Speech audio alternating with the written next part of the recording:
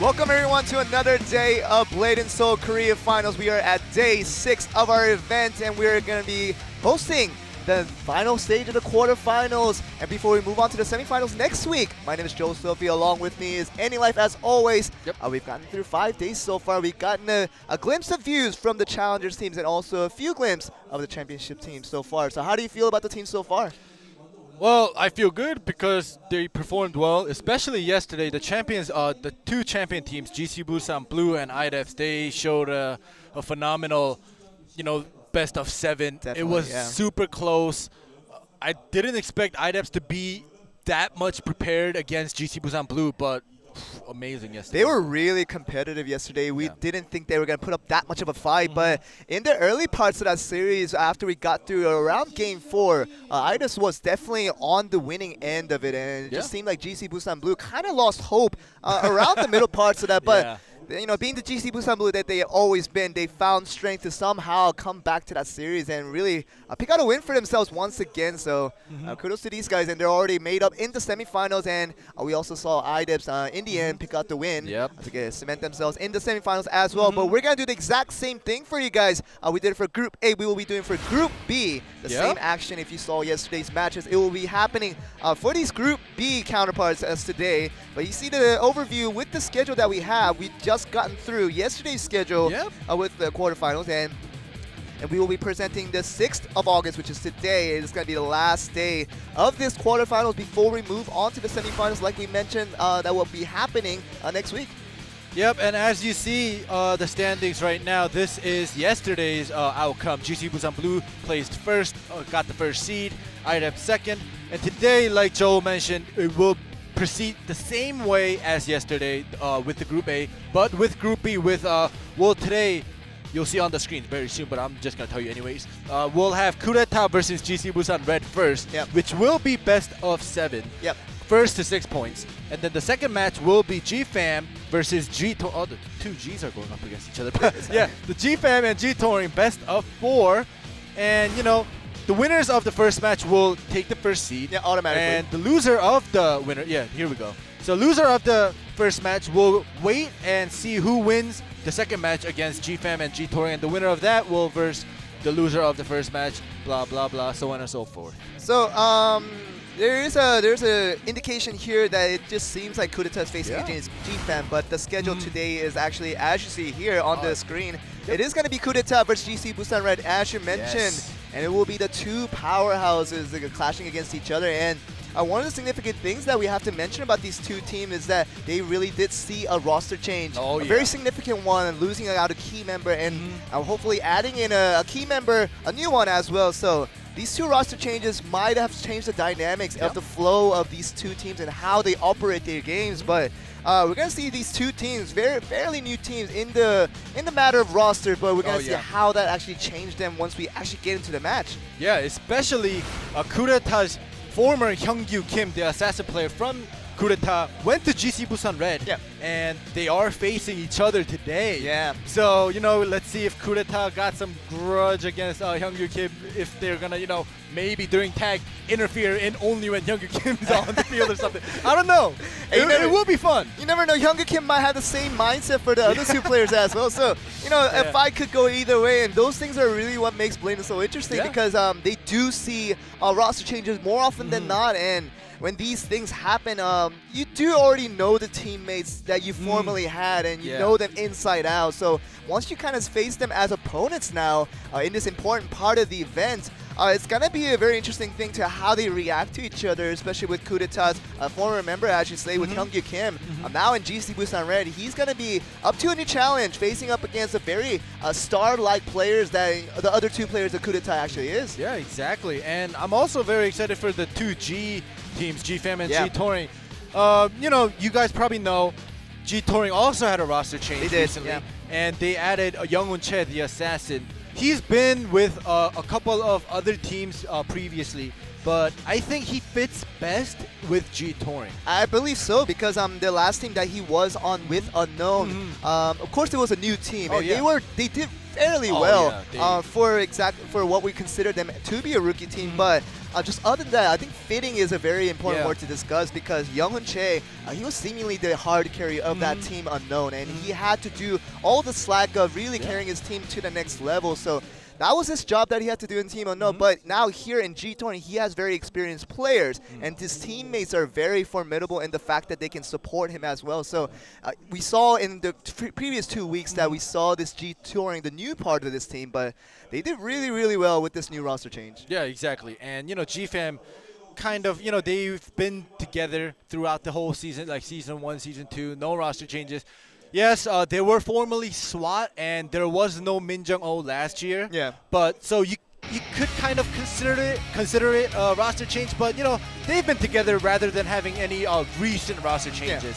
Yeah. And it seems like we are getting ready for the first match. Coup d'etat on screen right now.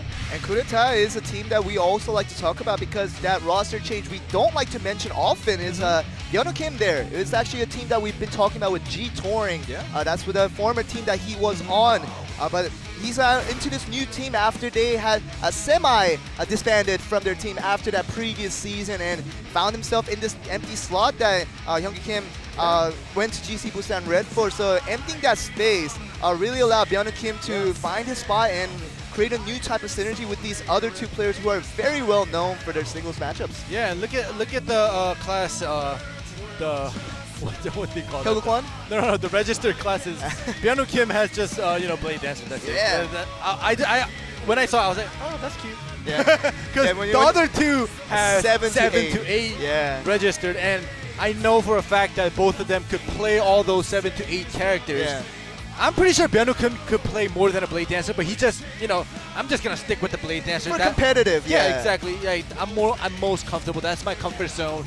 But it just, registering just one when the other two has 7 to 8, it just looked cute. But definitely Hyung Kwon and Shin Kim are those players you always do mention. They have been in that legendary status from a long time ago, and they're they can play all 7 to 8 classes. And as you guys know, 8 classes is without that gunner, the new class that has been introduced. That is all of the classes that is available with the 8 class. And when Hyung Kwon can play it all, it just means that he's very, very confident in the way he approaches things. But this is GC Busan Red.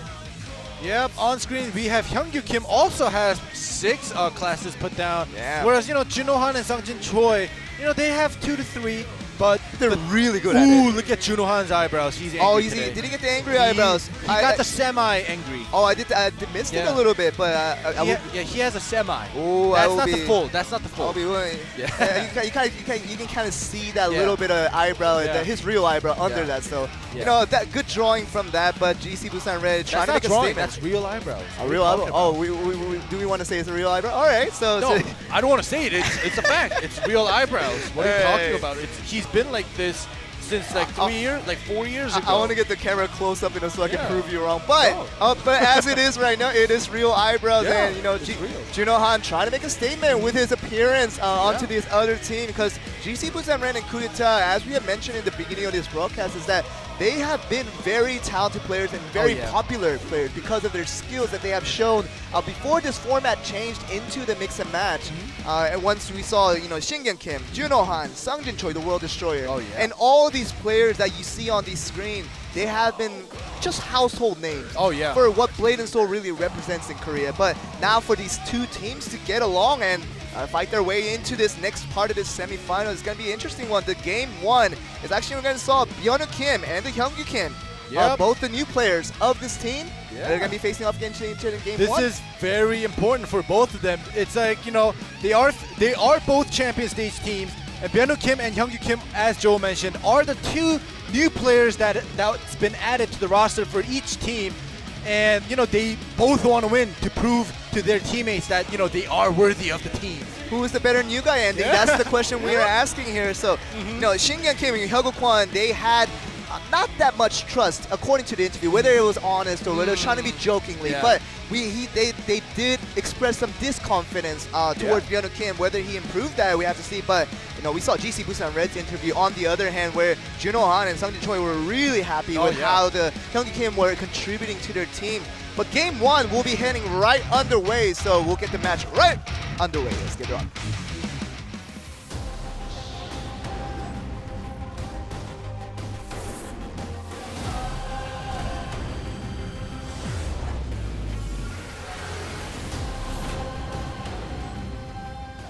First match of day 6 is underway with Byung Kim on the Blade Dancer, on the left for Coup d'etat, and Hyungju Kim will be on his usual assassin for GC Busan Red. Ooh, backstep to dodge that. The quick landmine. It's not going to be popped now. Puts the flower down in case that escape does come up. Puts that wing down, gets the initial strike onto Byung Kim. So Hyungju Kim on the initial strike, he does force out the tab escape already. So it's a good chance for him now, putting down the bombard, double bombard onto the aerial. It's going to be putting on more damage. The landmine is planted, it's going to be popped for another knockdown. Byung Kim is without that tab escape for the next 20 seconds or so. So Hyungju Kim is liking this situation and tries to go forward with it even more, but does get Phantom Grip. Yep. And the flower is still down, but he has no chance to use it yet.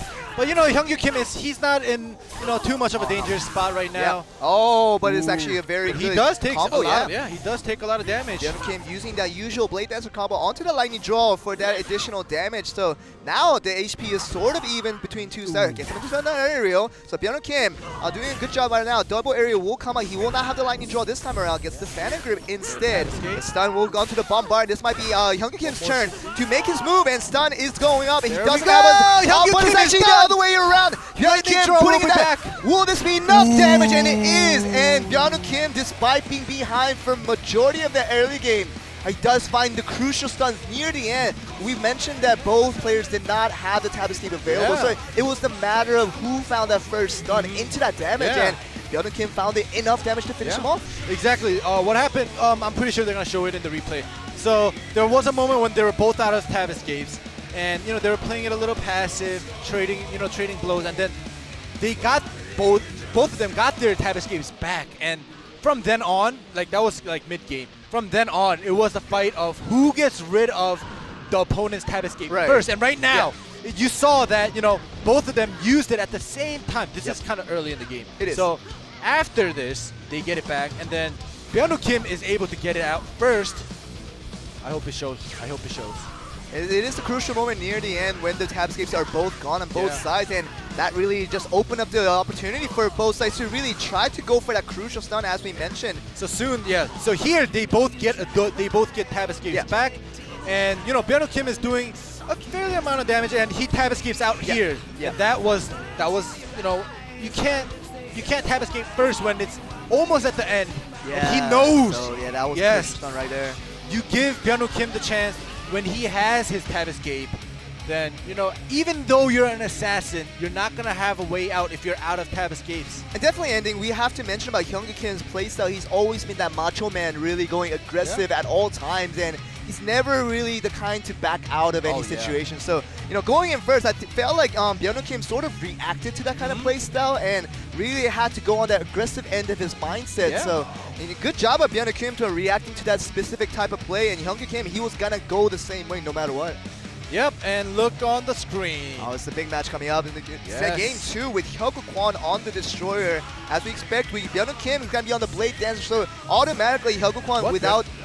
He was on the Destroyer, So with so Hyungju Kwon's not on the Blade Dancer. Yeah, he's on the Destroyer. So I think it's it makes a lot of sense because Byung Kim coming in the team as a Blade Dancer, so he's gonna be the main Blade Dancer for the team. So with Hyungju Kwon, you guys have seen him on the Blade Dancer do really well on it, but his secondary position is the Destroyer. So that's what he is gonna be maining for and really trying to contribute that in the singles as well as attack. But the second match will come right underway. It's gonna be against Juno Han on the Warlock, so it's going to be an interesting match too between Coup d'etat and GC Busan Red. We're going to get the match right underway. Let's get it on.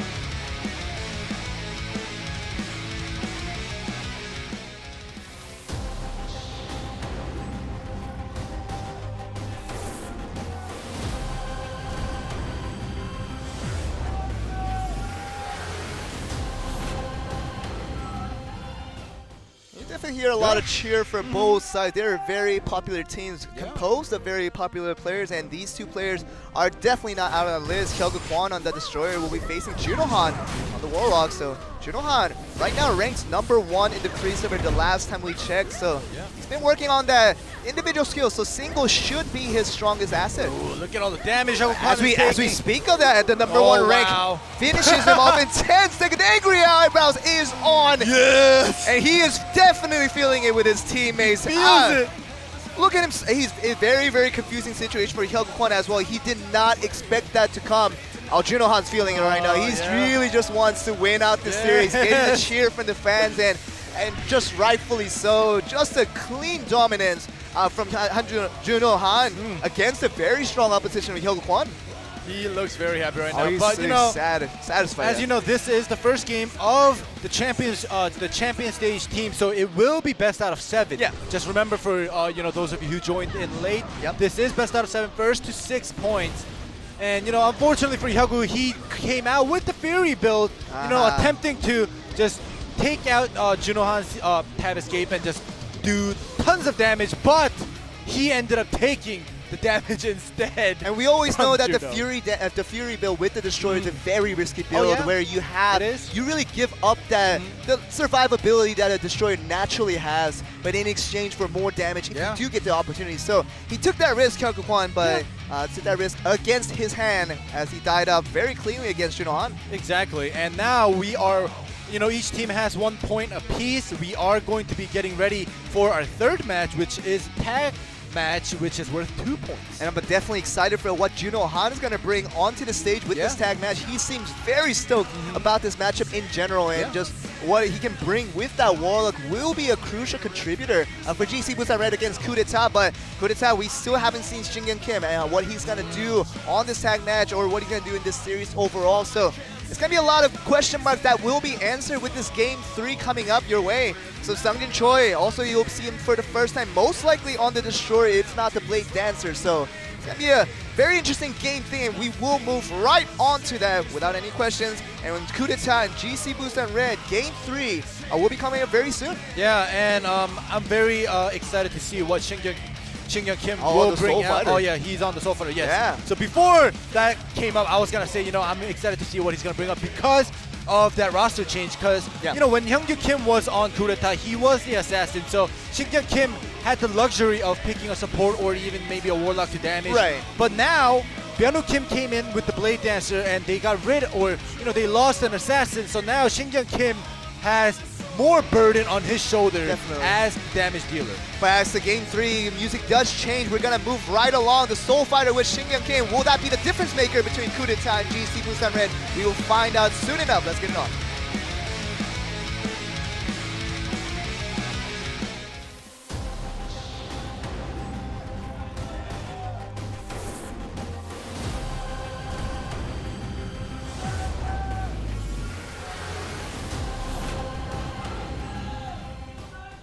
Continue on with what you've been mentioning, ending, is that Shinhan Kim on the Soul Fighter is a statement maker as to the support that you're making. They have to send out a Warlock, which is going to be Hyuk-Kwon this time around. So Hyuk-Kwon is going to take that leash into that teammate composition, but they have to have Shinhan Kim now as the main damage dealer. Well, I thought that would have been it, but seeing Hyuk-Kwon on the Warlock, that's just... Oh my God, Junohan! Oh, that Hyuk-Kwon is not going to have a chance against Junohan as a Warlock mirror, because Junohan is definitely more experienced with the Warlock compared to Hyuk-Kwon. And perhaps Hyuk-Kwon thought that switching out from the Destroyer onto the Warlock would give him a little more chance, but obviously not, as he does get into the shackles up in the air, but no much damage coming from it. But now trying to put the damage with the interfere coming in, but the reactionary one comes in from GC Busan Red with that Destroyer as well. So Hyuk-Kwon in a bit of a struggle that he has to overcome if he wants to give his team a win. Yeah, and Hyuk-Kwon being on the Warlock, he definitely took the role of the main damage dealer rather than Shinhan Kim taking on that role. But on the Soul Fighter, and when Shinhan Kim touches a class, it's oh my God, Hyuk-Kwon! Enough damage by Finny knocking him out, but he does tag out in time towards Shinhan Kim on that Soul Fighter. Shinhan Kim has to make work due to this experience. Oh, he's gonna start now putting in that damage onto Hyungju Kim, who actually did come in on that tag as well. So one tag point being used by both sides so far. So Shinhan Kim, his team needs a lot of help, and this might be the beginning of that action! One damage and then interfere! You interfered in with like 5% health. You don't do that. You know that. Oh my goodness. And Hyuk-Kwon should have known better that this wasn't the situation coming for the interfere. Hyun Kim coming in to interfere would have been a lot better choice to go with. But now even Shinhan Kim is on the slimmest of health now. And Junohan is going to be making this work and tries to at least get a tag point out of it again.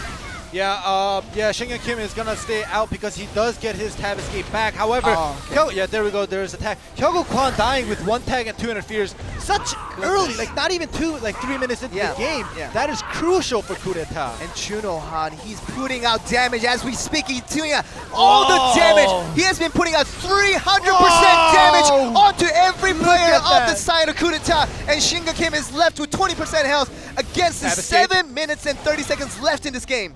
Yeah, Shinhan Kim is gonna try to do his best to do, as much damage, and he is doing some damage, but not good enough against a 1v3 right now. And GC Busan Red, they know they're in a completely comfortable position right now. All they have to do is manage their interfere points and use that crucial damage, and that will be it as we speak. And GC Busan Red, they do not look like an even team to coup d'etat. Yeah, GC Busan Red takes the first tag of set 3, which makes the points 3-1, and it seems like Hyogo Kwon is kind of like numb. I should say he's like kind of numb in the head right now because him losing his first singles is such a fast, clean fashion by Juno Han, and coming into tag, he interferes in and dies, and the rest of his team gets melted by Juno Han. But the argument I want to make with that ending is that on the other hand, it was Juno Han with the angry eyebrows. Oh yeah, I can't argue with that. He has the angry. This is Juno Han that we have not seen in all of Season 2. Yeah. We've seen him perform consistently well, and he knows has been a contributor to the team at all times. But this hard carry Juno Han in this current state of Blade&Soul esports, it's something that we haven't seen from him for a very long time. Oh, exactly. And Hyogo Kwon right now, he interferes in and he dies. Oh my god. I don't know. He's a warlock. Maybe he thought for a second that he was on his destroyer or his blade dancer, so he wanted to come in and use the party buff or party skill to save his teammate. But he was on the warlock, and when you're on the warlock with 5 to 10% health, you don't interfere in like that the way he did. Definitely Hyogo Kwon trying to play with fire, starting from the single when you build the Fury build onto that destroyer and getting knocked off early. And I guess with the warlock, you're trying to give the time distortion to give that tab escape back to his teammate, but it's just so much risk that you're taking with such little health available. You know that the interfere could reactionary come in from the side of GC Busan Red and knock you off immediately. And that eyebrows, I'm telling you, they're doing work right now. Yeah, the eyebrow power is definitely working for them. You saw how hyped Juno was because he is in the serious mode. We mentioned this yesterday, Joel. Same thing with Group A and same thing with right now Group B. If you lose, you are knocked out. There's no more second chances today. Yeah. So right now they are the champion stage team, so they might have, it's the best out of 7, and even if they lose here, they have another chance to go up against a challenger team for the second seed later on. However, if you end up losing, you're done. Like So today is the last day to take the first seed and the second seed to move on to the semifinals. And it is definitely the case with 3-1 currently towards the side of GC Busan Red. Shinhan Kim will be out on that Soul Fighter once again. He feels somewhat confident on that class, even though many people still consider it to be not meta. And whether he wants to prove them wrong with the performance that he can show, he definitely didn't show as to the full extent that he could have shown in the tag match in Game 3. So Game 4 will be his chance to prove everybody wrong that Soul Fighter can be a valid pick in this current meta. Exactly, and I'm just so excited to see Shinhan Kim back on the Soul Fighter, even though it has been super nerfed and the music has changed. And let's get ready to go into the fourth set. Let's get it on.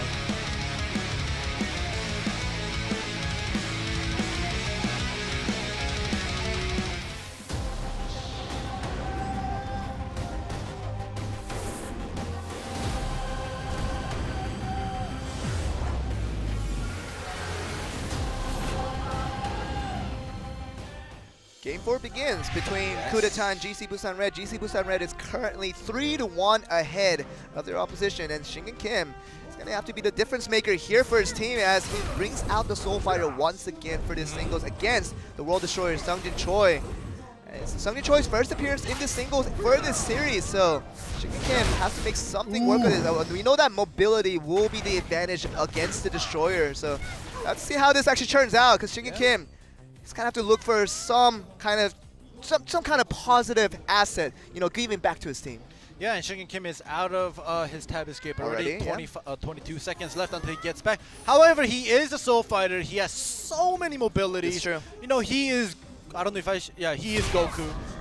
Yeah. So yeah, look at that, teleporting everywhere. He does have the long range to keep his distance from the destroyer. Let's see how well, you know, Shinhan Kim plays with the new nerfed soul fighter. Yeah, and definitely the only class in Blade and Soul that is a little bit misleading with the lack of tab escape is the soul fighter. Like, even if you don't have the tab escape available, there's so many other ways that you can escape from situations. Like you see there, you can just move from place to place in an instant, and Sung Choi on the destroyer is going to be having to fight against that mobility, where the destroyer probably has one of the least mobility in the game.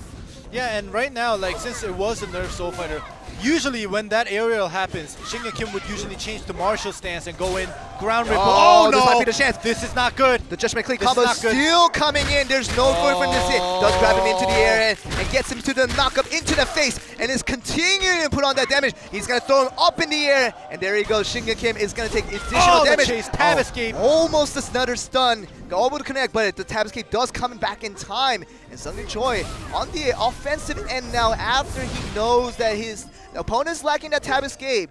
Even with that mobility, if you do get caught up in the stun, there's no way to escape that. Yeah. There you go. There's stun. This is a Judgment Clean combo. And finally can come out. The spin will cut in. Judgment combo and to the grab, and that's gonna be more damage, putting him into the face once again. Shinhan Kim, there's no way to react without the lack of escapes that he has. Another stun, and the Judgment Clean with the finishing touch to finish him off. And coup d'etat.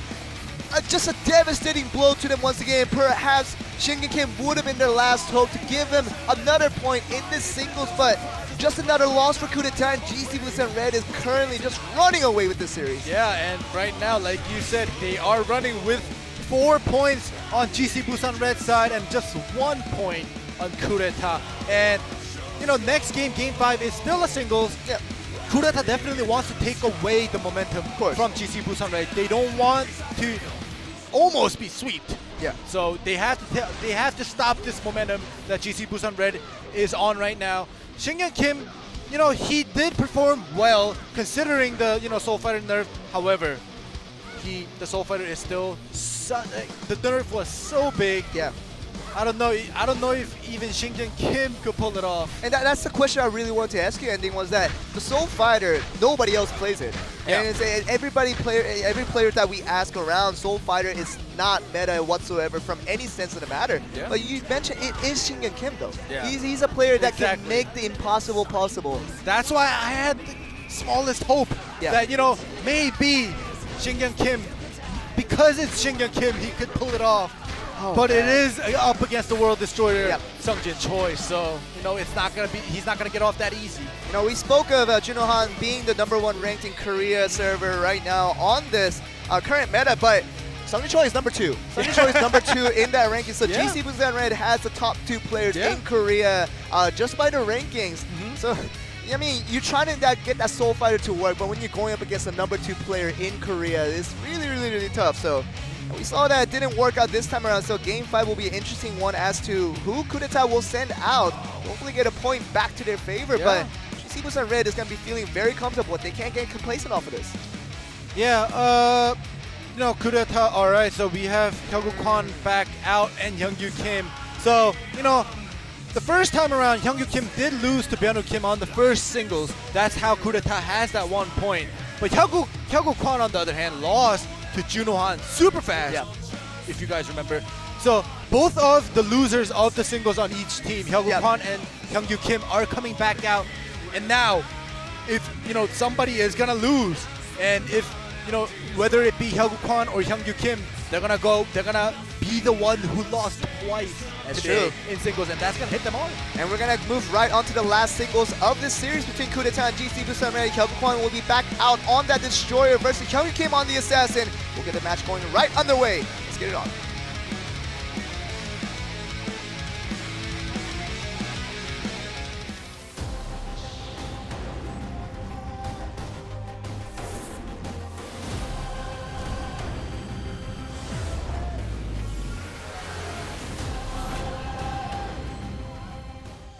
And it is an interesting point to really mention that Hyungwoo Kwon, his main, it has been the Blade Dancer this whole time, as far as we knew him. But he has not used that Blade Dancer once, even in the singles nor the tag. So but he does start off with the stun onto the Judgment Cleave into the aerial, putting him in the knockdown. And Hyung Kim is on the disadvantage, going for it. He uses that body stop, trying to get that to work, but the back roll is what he's gonna opt for. The flower still down on the ground. If he chooses to use the body swap, it's gonna be happening to bombard. It's gonna be the initial part of that damage. But Hyung takes a little bit of damage before that damage chain. It has been stopped. Yeah, and Hyung this time around does not come out with the Fury Road. He wants that 2 escape with the persistence and his tag. Perhaps he learned from the last time that it didn't work. If you were going to be the losing end, it's not going to be very crucial for you, but you want to get a point back with the spinning onto the wall. There's no escape, but Hyung Kim does use that flower to use that body shot to get the work, but that was another stun. The back roll chase happened. Hyung Kim still does have his tab escape, so just be aware he is not done yet. But he's still taking a lot of damage with that. Tab escape still available for Hyung Kim. He was trying to wait for that stun to come in before he used that, but he took a lot of damage before he decided to make that decision. So whether it was a good decision, we'll have to find out once the game actually does end. But Hyung definitely on the winning end of this trade so far. Yeah, and if you see, if you notice, when the camera goes back to Hyung, the golden fish is alive. You see his tail spinning, like flickering. But yeah, anyways, yeah, Hyung goes in. There we go. The tab escape is used by both sides right now. And the stun does come out, which forces Hyung Kim to use that tab escape finally. And Hyung a lot of HP advantage towards his way, so Hyung Kim, he has to be a little bit careful before he is knocked down in an instant. But at the same time, you have to put on the offensive and try to get the damage in, because on the assassin, if you do get that crucial stun in, you can't get that crucial damage onto him. He does knock him down with that landmine. Another Shadow Slash right there. They're both gonna get their tab escapes back again, so you know they will be living for the moment. There's only 1 minute. It's going to be happening. The bombard barely connects, and that's going to be minimal damage onto it. The knockdown will happen. Whether it gets good start, we'll have to see. Shadow Slash. Let's have the tab escape still available on both sides. If he chooses to use the wall, another wall slash into the wall. There's no way for him to escape unless he uses the tab escape, which he does now. So Hyung Kim is going to pull him in. The high wire knocks him down. Knocks him down. It's going to be the landmine going onto the webbing. This might be the start of the damage for him, but the bombard trying to counter that damage. Hyung without his escape. So this might be Hyung Kim's chance to really go for a little bit of aggressiveness and hopefully get that crucial stun to get a lot of damage on. Yeah, they're both out of escapes. And Hyung Kim gets the body shot first. Close. But that's easy right there. Hyung Kim back roll chase. He is done. Stun, and that might be it. And that is another win. This time going towards coup d'etat this time around. Hyung Kim. You got too excited. I understand. Yeah, that was a very exciting few seconds because Hyung finally gets a point back for coup d'etat, and this is going to be reaching towards the next tag series coming up. But finally, coup d'etat somehow gets an answer. But Hyung Kim, we have to talk about this player though. He came back from coup d'etat, and coup d'etat, when they were performing in Season 2 and Season 1, you did mention this a few times that Hyung Kim was seemingly the worst player.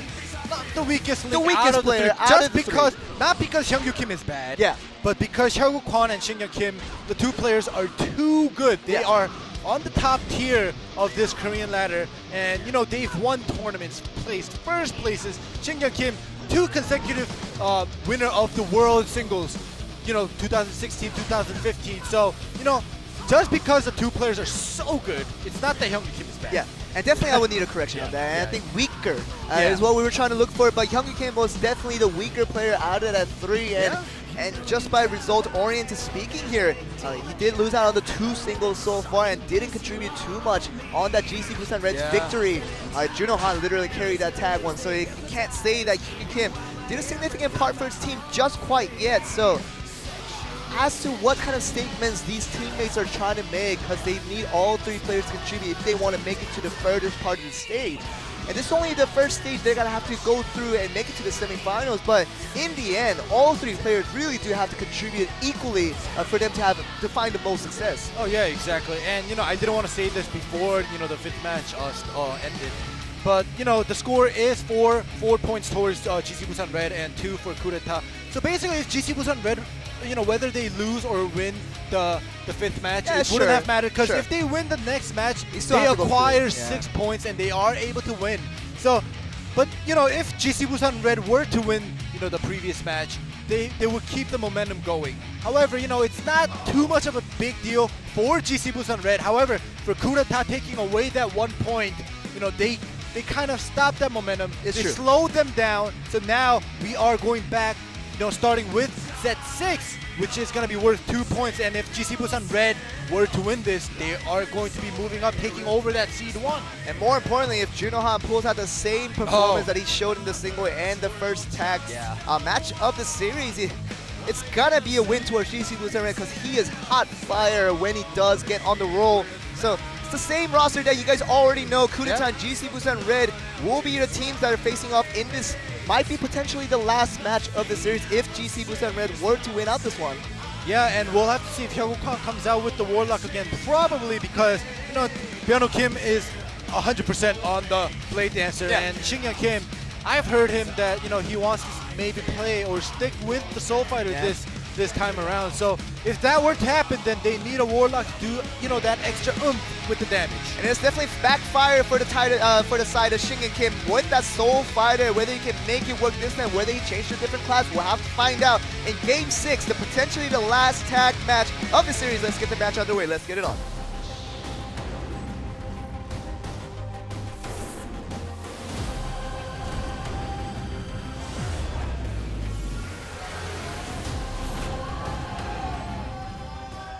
This could be the last game of the series between Kudeta and GC Busan Red, and Junohan is going to come out on the Warlock as the first man out, and Shinhan Kim, once again, back on the Soul Fighter.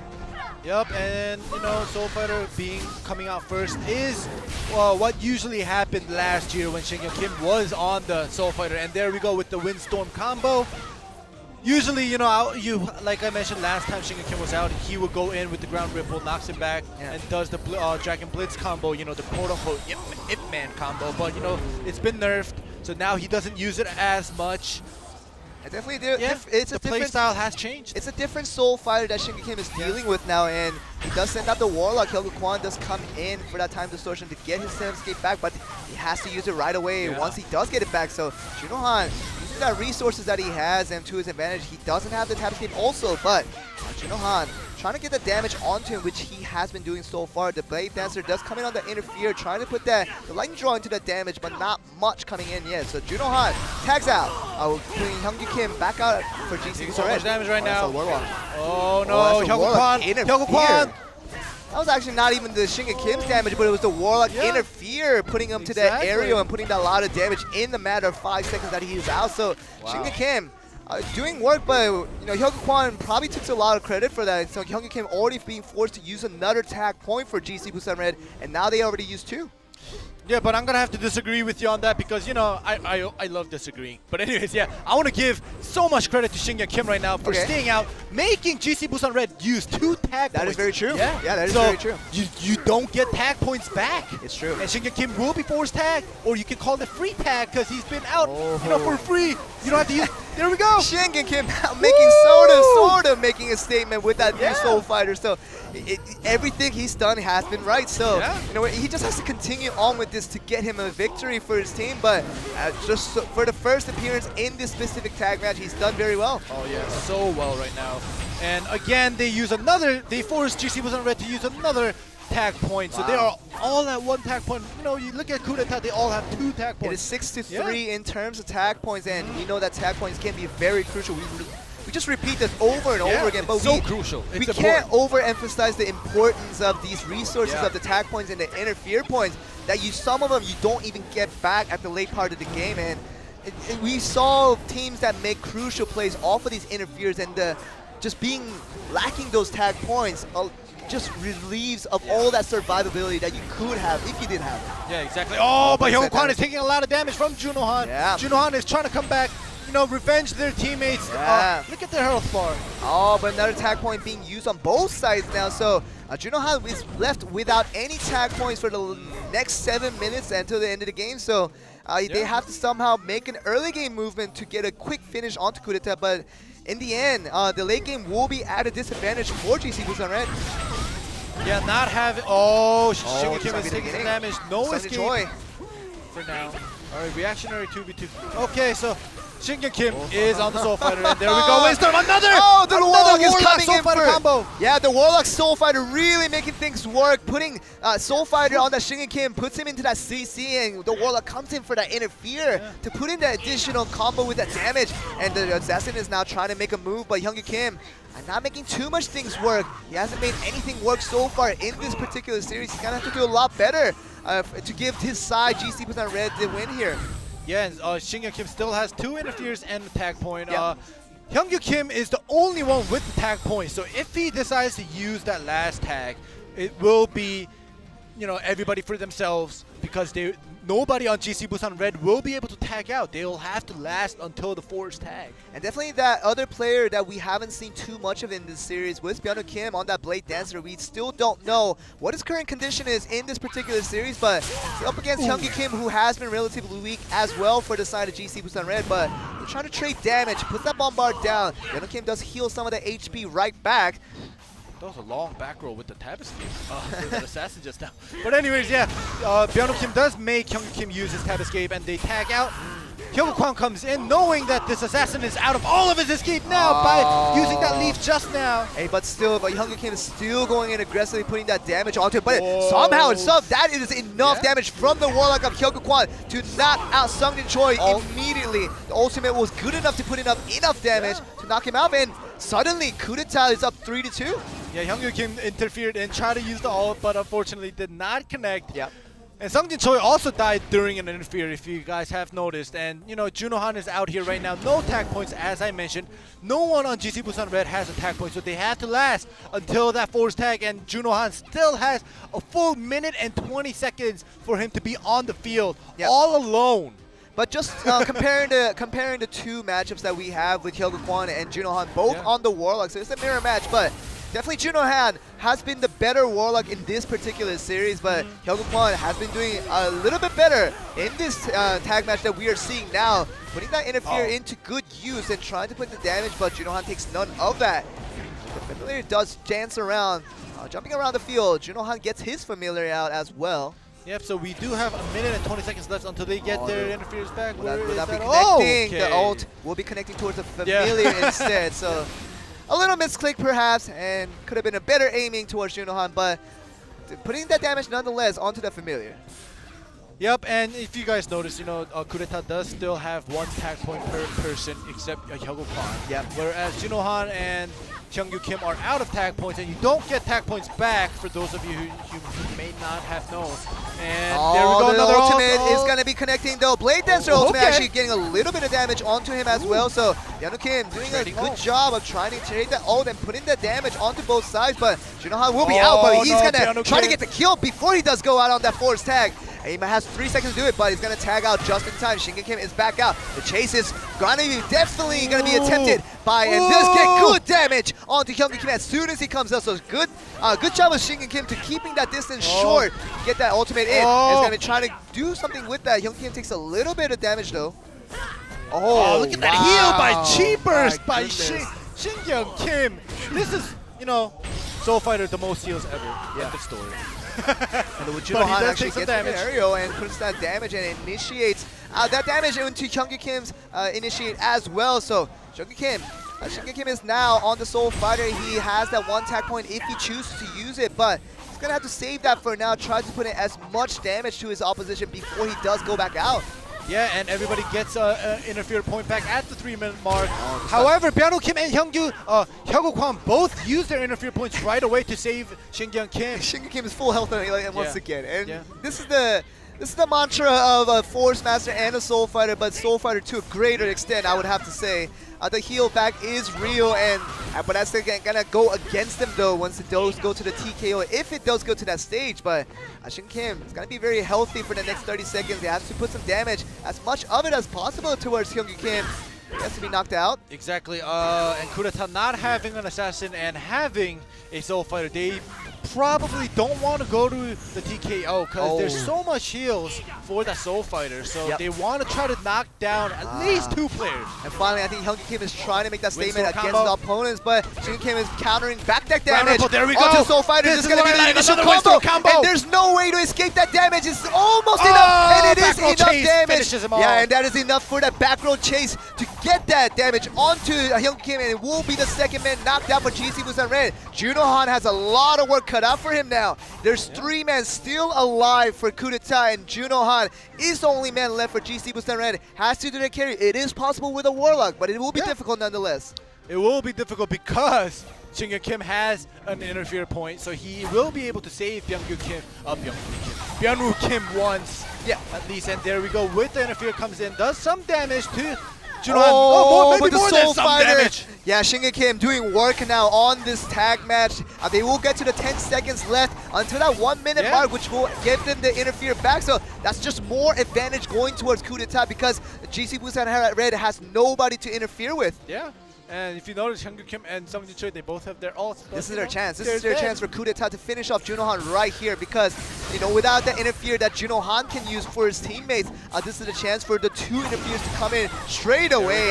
Trying to put that damage. The offensive interfere will be the likely situation. And the Soul Fighter putting in that damage onto Junohan, who can't do anything. The re-knocker from the Blade that's onto the lightning draw will finish him off. And coup d'etat gets that crucial 2 points in this game 6. Wow, exactly like yesterday, we are going to be playing the full 7 sets. It is, yeah. Ooh, I'm so excited. Like, it's like yesterday, GC Busan Blue versus IDEPS. Yeah. You know, who would have thought we would have played the full 7 sets? But if it is the full repeat of what we saw yesterday, GC Busan Red would be the IDEPS of yesterday, who were really ahead in the early parts of the series, but GC Busan Blue found their way in the late part of that series to get all those points in the end to get out the win in the series. So if your theory is true ending, the repetition should happen towards the way, and coup d'etat would get to game 7 and get to win the series. Yeah, we'll have to see. I'm so excited. It is an exciting thing. I love it when it goes back and forth, and right now we are tied now 4-4. And Hyung Kim early game this time, he does live this time around, but he took too much damage, and it has only been 1 minute and 20 seconds. And a big props out to Shinhancard Kim as well. You see from the early game to the mid game to the end of the game, he has done work and proved everybody wrong that Soul Fighter is still viable as long as he plays it. Yeah, as long as he plays. Yeah, I'm so happy that you That's added the big that mark, on. As long as Shinhancard Kim plays the Soul Fighter, it is playable. So if you guys are viewing from us from the Twitch chat, and you can try to play the Soul Fighter, and don't blame us if it's not as good as you think. So you know, it's Shinhancard Kim. He's the one that makes the impossible possible, and he does it again with the Soul Fighter here that we thought we would never see for this time period that we see him. That's so amazing. I love the Soul Fighter. But you know, maybe after this tournament, maybe I'll go up to Shinhancard Kim and tell him, you know, you could stop playing the Soul Fighter because you nerfed him, like, you can nerf it again. Don't nerf it again. You've nerfed him enough. Basically unplayable if he nerfs it again. So at least let the Soul Fighter mains have their moments. But Shinhancard Kim is probably the biggest enemy of them all. So doing a good job this time around, though. Coup d'etat gets that 2 points that they crucially needed in that game 6 and game 7. They have just an equal chance as GC Busan Red to pick out the series. Yeah, and now on camera you see both coup d'etat and GC Busan Red, and they are serious mode. You know, there were some smiling faces before, but now if you see them, they are talking on their comms, you know, planning and serious mode. And I like how the camera did zoom in on Hyung Kim. He's gonna be the difference maker for GC Busan Red because he has been the least performing guy for this team, and he has to step up and play a much better game to give GC Busan Red the chance now because coup d'etat, Shinhancard Kim is popping off now. He is on that mode that we reminded us of 2014 and 2015, back when he was really, really good, and he's just trying to repeat that performance again, but without Hyung Kim's contribution, it's gonna be difficult to GC Busan Red to get the victory, but we're gonna have to find out. All the stories aside, it will be the last match of the series between coup d'etat and GC Busan Red, the tag match to decide it all. We'll get the match underway. Let's get it on.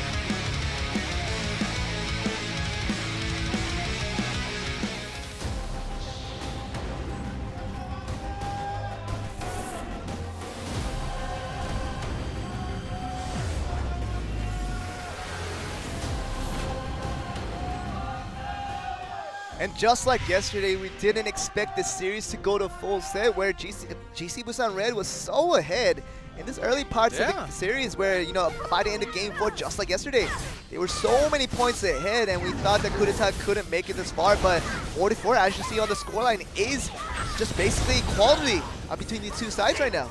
Yeah, GC Busan Red was up 4-1. Oh, the Warlock Shinhancard. knocking off Shinhancard early would be crucial for this play, but just survives, and Shinhancard has to tag out, which he does, but Junohan goes for that chase immediately as soon as he comes out, but like I said, if you knock off Shinhancard early in this game, within the first minute, that would have been a very likable win to GC Busan Red. Oh, definitely, and I'm sure they talked about it. You know, let's focus on Shinhancard. Yeah. Let's do offensive interference when Shinhancard is out to get rid of him, because he is the key player that's been showing so much on coup d'etat so far. And Junohan was the first man to knock out, and just coming that offensive interfere so early and so aggressively might have caught him off guard, and Shinhancard did take a lot of damage before he was tagged out. Yeah, so basically this match is going back and forth. You know, last time GC Busan Red beat coup d'etat so fast in the first tag, and then the second tag coup d'etat beats GC Busan Red in a comfortable fashion, and now we're going back and forth. And Shinhancard has taken so much damage already. As soon as he gets that stun up, he uses the tab escape, then uses time distortion to get it right back, but this is another point of focus where Hyungi Kim, if he performs well, he will give a lot better chance towards his side of GC Busan Red, but without that, it'll be very tough, but reactionary 2v2 is going to be coming up. Mostly a defensive one for both sides, but Hyungi Kwon, on the world, he's done fairly well in Game 6. If he does exactly the same thing, that should give another chance towards coup d'etat to get this win. Yeah, Shinhancard Kim being on Soul Fighter has healed up quite a bit right now.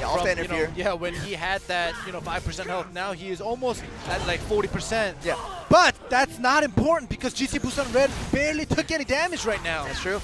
And I think the tag points right now is very even towards both sides. Two tag points being used by GC Busan Red along with coup d'etat. That's getting into the area. It might be the start of the damage that Hyungi Kim is looking for. Gonna knock him down. And it's trying to be the damage, but Hyungi Kwon puts out that paper in front of his face, negating any type of damage possibilities. Yeah, he is trying to save that tag because five seconds later, Hyungi Kwon will be forced tagged out. But it's taking a little bit too much damage before he is forced tagged out. Okay, but a lot of distance being covered by coup d'etat, which is going to negate that chase opportunity. But Shinhancard Kim, as you say, is back out onto the field. He's going to have to look for a better performance than he did in the first time as soon as he came into the game. But the bombard being bombarded on the ground, so that was a waste of a bombard, but nice, didn't want from nice that. Chase with the tag out from Hyungi Kim into Sungjin Choi. Predicted that tag in from Sungjin Choi on that destroyer. Does go for that chase right away, puts him into the aerial with that damage, but Sungjin Choi is going to be relatively healthy with that heal back with the stone shield. Yep.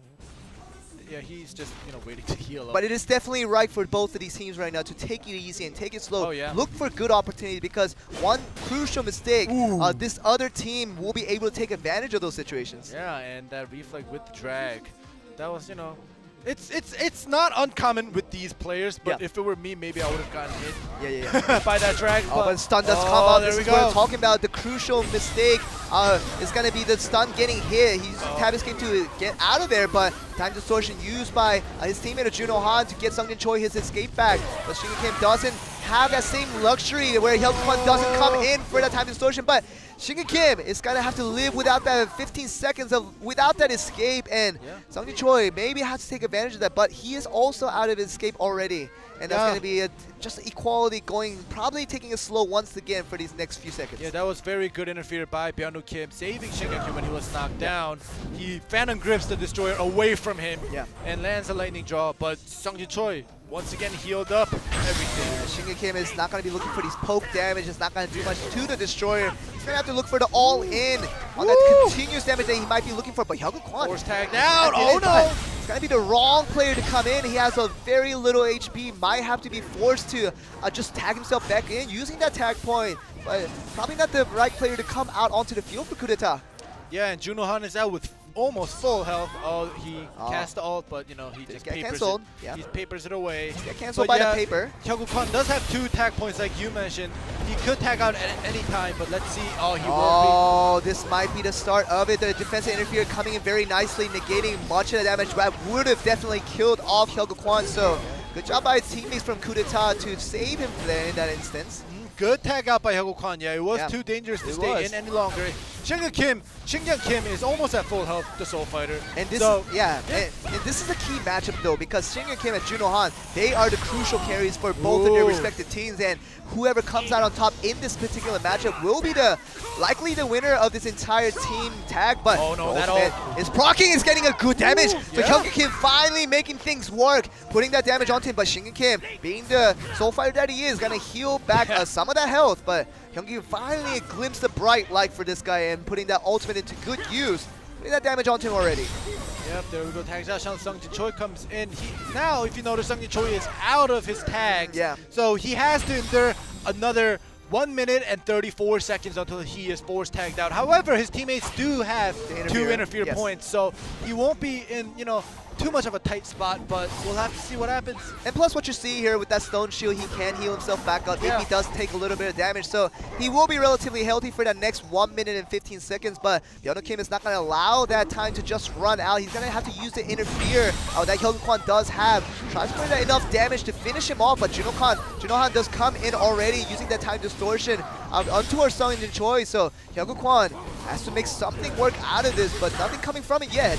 All right, all of that interfere. Oh, the bombard coming in for Hyung Kim off the interfere. Might be good enough damage, but not enough to finish him off though. Hyung Kwan on the slimmest of health. He does have the attack point, which he does use very smartly to get himself out, and Shinhancard Kim is back on the floor. Oh, the Soul Fighter, so the Soul Fighter ultimate! But it's not hurting him at all! Against the Destroyer, he does negate that damage. Wow! Very cool animations though. We don't see the Soul Fighter animations very much on that ultimate, but does not connect this time around. Yeah, usually like last time during the season, we did see the Soul Fighter ult, the heal ult. But this time around, he did use that ult. Onto the knockdown into the Groggy, and that's going to be almost enough damage. No points, no tag points. Yeah, 4 seconds until he gets his escape back. And 15 seconds is what Sung Jin Choi has to stall out. His other 2 teammates are very, very healthy, so it will be very good for him to stall out as much time. Shinhancard Kim should not be allowing this time to get to get the free tag. He has to put in the damage, but not finding much position to do so. Yeah, and I'm very surprised that Shinhancard Kim used that offensive ult. Usually he will.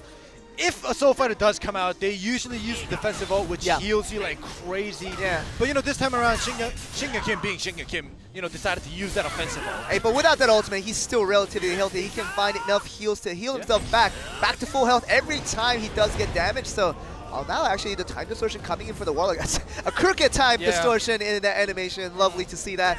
But Shinhancard Kim does get that stealth back onto that tab escape. So full health right now is what he's dealing with. So Shinhancard Kim, he's going to be relatively healthy for most of this part. But he at this point, back row chase. But with 2 minutes left in the game ending, I think it's the point where GC Busan Red is really counting on their damage charge now. Yeah, because Shinhancard Kim has taken a lot of damage that he healed back for himself. So if GC Busan Red just can keep this up without taking crucial damage from the side of Coup d'etat, they will most likely be the winner from the damage charts.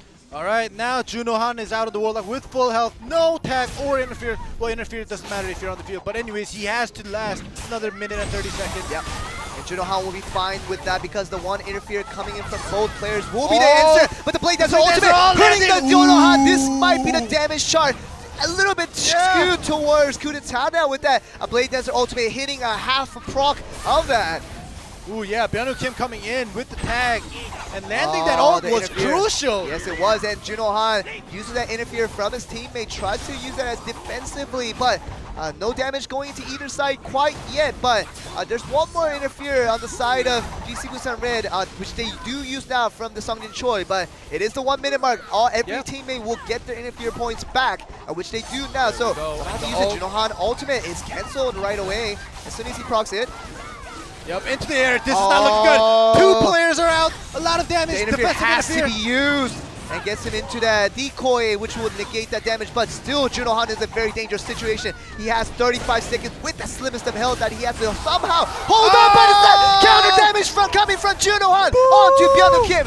And that is a Blade that is taking a lot of damage. He also doesn't have his tag point. So now the shift is definitely going towards GC Busan right now. They're going full out. They've used almost all their interfere. Sung Jin Choi is the only one with that interfere. Yeah. He has to make a difference before this clock runs out. 13 seconds for a force tag for both of them. 15 seconds left of the whole match. They're going for it. This is the damage enough to knock him out, and Byung-Ho Kim is knocked that from Junohan, and that is enough damage coming from the interfere, and this might be the difference maker for GC Busan Red. The damage chart will definitely go towards the right side. Yeah, 2 seconds left, and Shinga Kim is trying to. It's over. I think it's definitely over here, and from what we've seen, GC Busan Red should have definitely an edge here from the damage chart. Yeah, and you see on the camera at the bottom, they're GC happy. Busan Red, they're celebrating. They are confident. They are confident. It is very much a landslide victory in the damage chart for GC Busan Red. We cannot negate the healing that Shin Kim does on the Soul Fighter. Exactly. It goes too easy on us when, if you're good at mathematics or not. You can kind of see when you're even with so much health possibilities available. You obviously know it's going to go towards the one without the healer. Yeah, throughout the whole game, GC Busan Red probably had the edge on the damage chart, but there was this one moment when Byung-Woo Kim comes in with the ult, and he lands on Juno Han's with the Blade Dancer ult, like almost half health.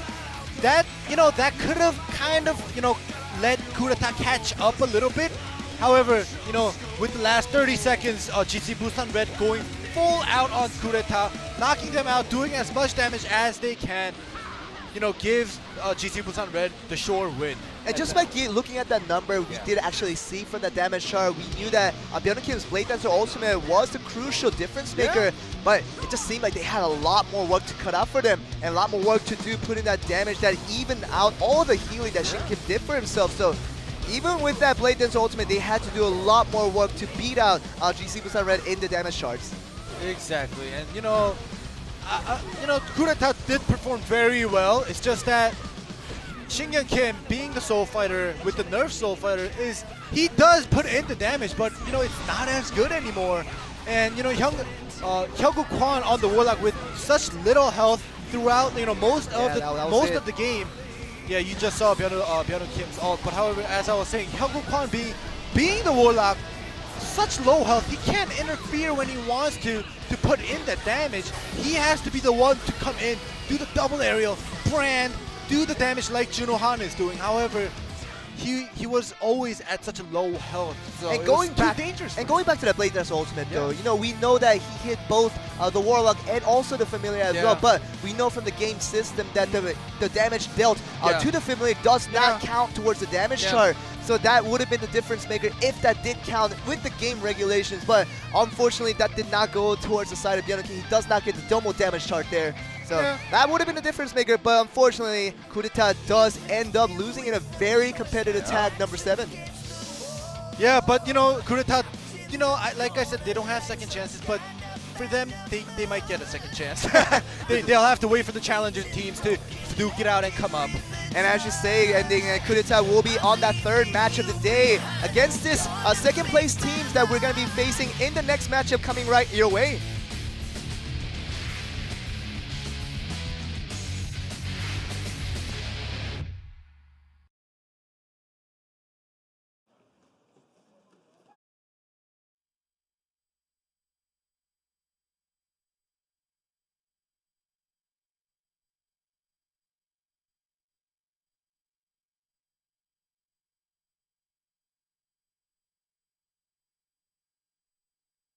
링검사로 우승을 한 권혁우라고 합니다. 아, 반갑습니다. 번개배기? 뭐야? 타이타이타임? 이거는 이제 그러니까 이제 저는 이제 권혁이라서 이제 오늘은 이제 번개배기를 이제 아이고. 이거 날카로웠어 이거. 통물도를 사용해서 틈에 이제 바람개비로 튕기는 경우도 있어요. 아, 좋았다. 가장 좋은 팁이었어요. 이게 뭐야? 매력 있어요, 매력 있어요. 이게 매력이 있어요? 그렇죠.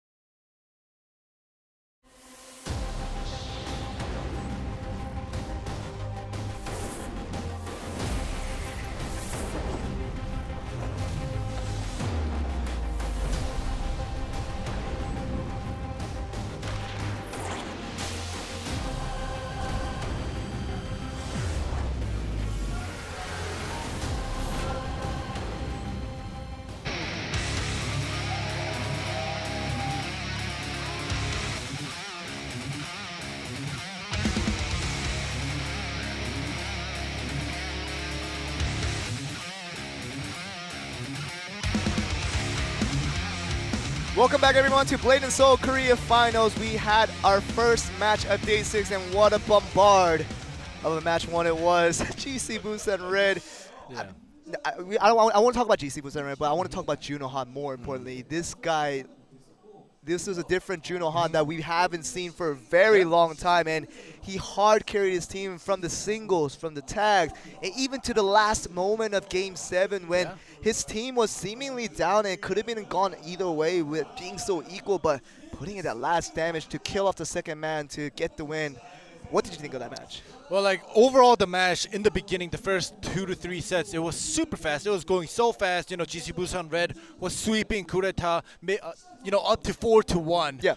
And then from that moment on, Kureta was coming back, and they made it even 4-4, and that's when it started, slowing down, playing the full 7 sets. Yeah. And especially that 7 set that you just talked about, Joe, when Juno Han was going all out. Like, he's been going all out, starting with the singles when he knocked out Hyogo Kwan within like less than a minute with the Warlock against that Destroyer. When Hyogo Kwan, if you guys remember, brought out the Fury build, and he just got swept. He just got deleted. 15 seconds about. No, I think it was maybe a little more. But yeah, like it was super fast. I would like to say it is 15 seconds. Super fast. So super fast. Either way, Juno Han, yes, props to Juno Han. But personally, I want to give props to Shin Kyung Kim. Oh, yes, very bringing much. out that Soul Fighter and playing it up, like even with that super nerf, as I constantly mention, playing it with that skill level it's just speechless. If you guys play Blade&Soul, you guys know Soul Fighter is not a good class. Yeah, For not PvP. anymore. No, Not it's anymore. not a good class, Yeah. but he made it seem like one of the better classes out there in this current meta, which is a complete lie that he always tells the NC Soft, which forces them to nerf it every time he plays something. So hopefully another nerf does not come to Soul Fighter, because he will be completely unplayable once that happens. But it will be the G Series. We're going to be facing off against G-Fam and G-Touring. These two teams have faced each other very much occasionally, starting from Season 2. And G-Fam, you know these guys. These are the complete representation of the non-meta composition. You know, Min Jung-ho, Wonjik Lee, Suwon Kim, all 3 classes that you see here, KFM, Blade Master, and Summoner. They're the principle of what a non-meta is supposed to be, but they somehow make it work most of the time. Yeah, exactly. And even though they are a non-meta pick, these 3 classes, they do have a good composition. Yeah. So this is like a non-meta composition that still works with, without being in the meta picks. So, G-Fam has been, what their goal was to, get Min Jung-ho, the girl, first girl player of BNS to go to Worlds. That was their goal. Yeah, that was. And let's see how they'll carry that out. They're still not out of it quite yet. They still have a couple of steps to go before they make that happen, but they have to beat out their opposition here, which is G-Touring here. They're also a very interesting team to talk about now. They were never an interesting team, to be honest, because they've always played that textbook type of game where they do get at the wins, but it's not in the entertaining of ways. But with the addition of this new player, Younghoon Che from Team Unknown, coming in with that assassin, he has really just added that spark to this team that they previously did not have. So now they are no longer a Resident Sleeper team anymore. Oh yeah, definitely not. And as you just mentioned, with the new player, Younghoon Che, definitely upgraded G-Touring as a whole. But for the first match, watching Lee on the Force Master? Wait, I think that might be a graphical error. Yeah, but watching Lee is usually the Blade Master, and we'll be going up against Kyungmin Park's KFM. Let's cut OG in some slack. FM, BM, just switch one alphabet and it just becomes like that. But it will be impossible for Wonjik Lee to become Force Master because it is not registered in his player list. He is only registered to be the Blade Master. So unless we don't know something that everybody else does, he is gonna play the Blade Master. But Wonjik Lee, like I said, will be the first man out. It's gonna be against Kyungmin Park this time around. Yeah, on the KFM. Kyungmin Park has been playing the KFM for a long time, and he is very formidable with the KFM, but the music has changed, and it is the Blade Master. Let's get ready for the first set. Let's get it on.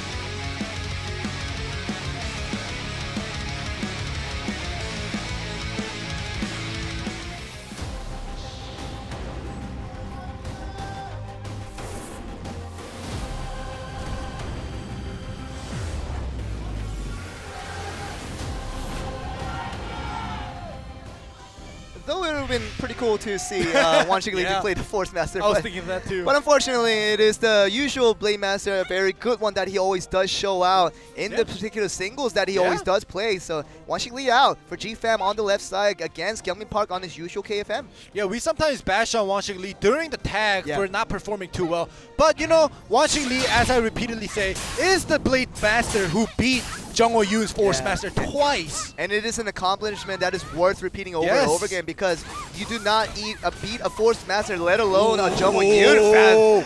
Wow, that is a lot of damage coming from the Blade Master. No time for Gyeongmin Park to react. Oh my god! 100 to 0. And casual stuff. Look at his face. What was supposed to happen? Gyeongmin Park, he is just...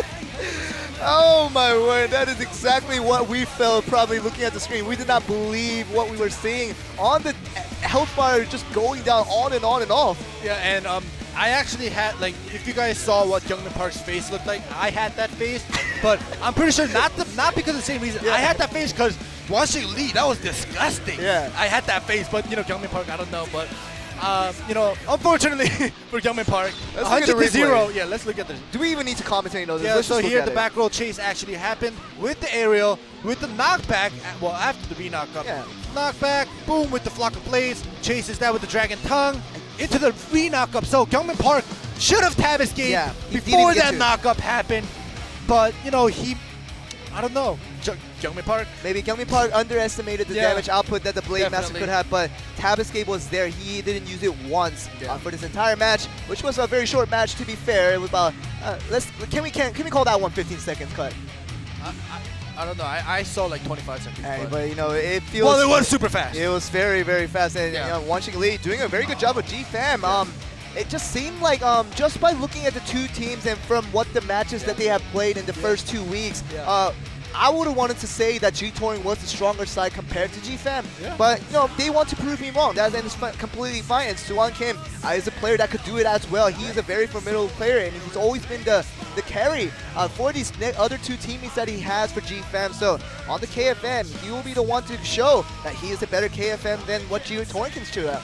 Yeah, and you know, you just explained Suwon Kim. Young-Hoon Che is also a formidable assassin, and Very we'll much. have two very well-rounded players going up against each other. And remember, guys, this is best out of 4. First team to reach 3 points will be making it up.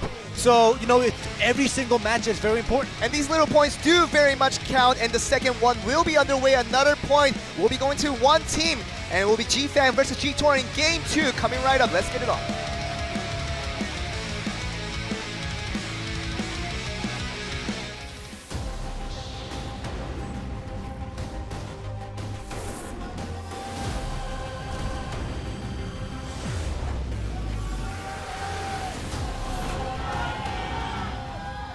So much cheers coming in from both sides, but as you do mention, ending, this is a best of 4, and every point does count a lot more than it does for a best of 7. So Young-Hoon Che getting a point back for his team will be crucial here against what is against a very strong side of Suwon Kim. Exactly. This is best out of 4. Each point matters. And Young-Hoon Che starting faces it a best off. move.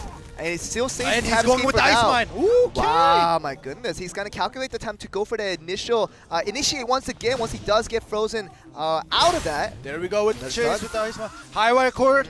He will probably... Unless he uses a tap escape. Ooh, he electrifies him. Oh. Okay. Usually we see a knockdown or a pull-in. Yep. So Okay, KFM, Shadow Slash. Suwon Kim, trying to say Okay, that there we tap go. escape for much as he can, but he does use it now. But he knows the consequences of not having a tap escape against an assassin, especially when you're against the a rising good dragon one misses. like Young-Hoon Che. But Young-Hoon Che, I'm telling you, this guy can use a bomb bar like no other assassin we know. But another stun coming up. This might be the aerial cutting into the damage, but KFM, Suwon Kim is trying to put that initiate counter back onto him. That did it. That back roll tech chase. Young-Hoon Che went for it. It did Oh, not connect. the stun, However, the he bomb still bar does get the onto the aerial. That's going to be enough damage. 7 seconds is what he has to stall out. But there's no way for him to escape that stun. And Young-Hoon Che, a clean finish against this KFM of Suwon Kim. All right, well, you know, one point apiece, so we won't be going into set 4. We will now. We're gonna get ready for set 3, which is tag worth 2 points. So whichever team wins this tag will be going up and facing coup d'etat for the second seed. And I know we're going to go to the replay ending, but I want to ask you, Youngwoo put a lot of damage in the early parts of that when he got the initial stun onto KFM, but should have Suwon Kim use that tab escape earlier. I knew you were going to ask that, and it was good for him to save that, because if he had used that tab escape earlier, he would have gotten CC'd and died earlier. That is already 50% though. That's why I wanted to ask you. And was it? I know you always say that against it, that you have to be especially careful about using your tab escapes wisely. Especially when you only have one escape. It is true, but you know, when you have so little health to work with, I believe that the tab escape just serves a less value. That's just what I'm thinking of it. And whether it was the right choice, in the end, Suwon Kim does lose out, but we're gonna have to continue to see in these next counterparts where where a player goes up against an assassin, whether to take the all-out damage or whether to use the trades with the tab escape early. It's still gonna be up for a question.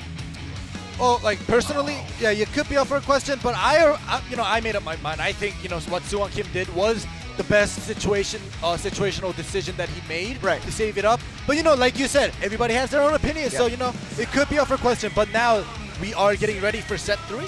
Set 3 will be the tag match. We'll decide it all for this particular series between the G-Fam and G-Touring, and the G-Series matchup will end relatively quickly. But going back to that point though, I want to ask Jae-sung if I do get an opportunity to meet him once in the studio. Then I'd like to ask him that question and see what his answer is. You'll probably get the similar answer to what I gave you. But you can always ask him. I'm going to try. I'm going to try. Give it a try.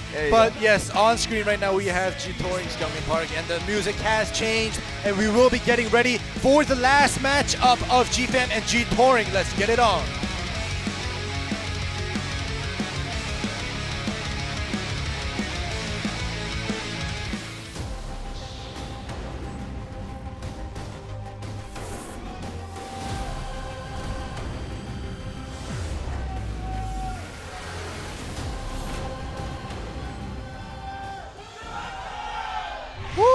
I'm really just enjoying that cheer for both sides. G-Fam and G-Touring, they had a long history, and they've garnered such a fan base on both sides, and it will be just equal matchup for G-Fam and G-Touring, as either team can win it right now just by winning this tag. Yep, and Min Jung-ho is out there poking Youngwoo with that Sunflower right now. But Youngwoo is going to be looking for that bombard onto that damage, but doesn't connect this time around, but he's going to have to get that crucial stun, but it's hard to do so when you get that defensive interfere coming in from G-Fam. Okay, the reactionary. They're both taking so much damage. Youngwoo as well as Min Jung-ho. There's a lot of damage right now. That is too much damage coming from that bombard from Youngwoo onto Min Jung-ho, which forces her to tag out immediately, and Suwon Kim will be the next man out for G-Fam. Yeah, and Woo Bin-cha comes in with the Blade Dancer. Youngwoo decides to tag out as well. A surprising amount of damage going from that 2v2 reaction and interfere coming from both sides, but we didn't expect that much damage coming in. But we see the first sleeping man. Yeah, he is taking a nap. Of day 6, and it is Suwon Kim having a good little nap. But Woo Bin-cha, he knows that he has to be careful before he approaches that sleeping tiger. Yeah. Are you done taking a nap? We're gonna stop commentating until he wakes up. Let's be quiet. There we go. There we go. He heard us and he wanted to move out. So Woo Bin-cha getting a good initiate without taking any punishment from it. Lightning draw, putting in a good damage. And Suwon Kim takes a little bit of damage, but it forces Wanshi Lee to come in on that defensive interfere. Yep, and Suwon Kim makes that offensive with the Rising Dragon. Tab escape is used by Gyeongmin Park. KFM mirror match. Wow, and Gyeongmin Park trying to prove who's boss with that KFM.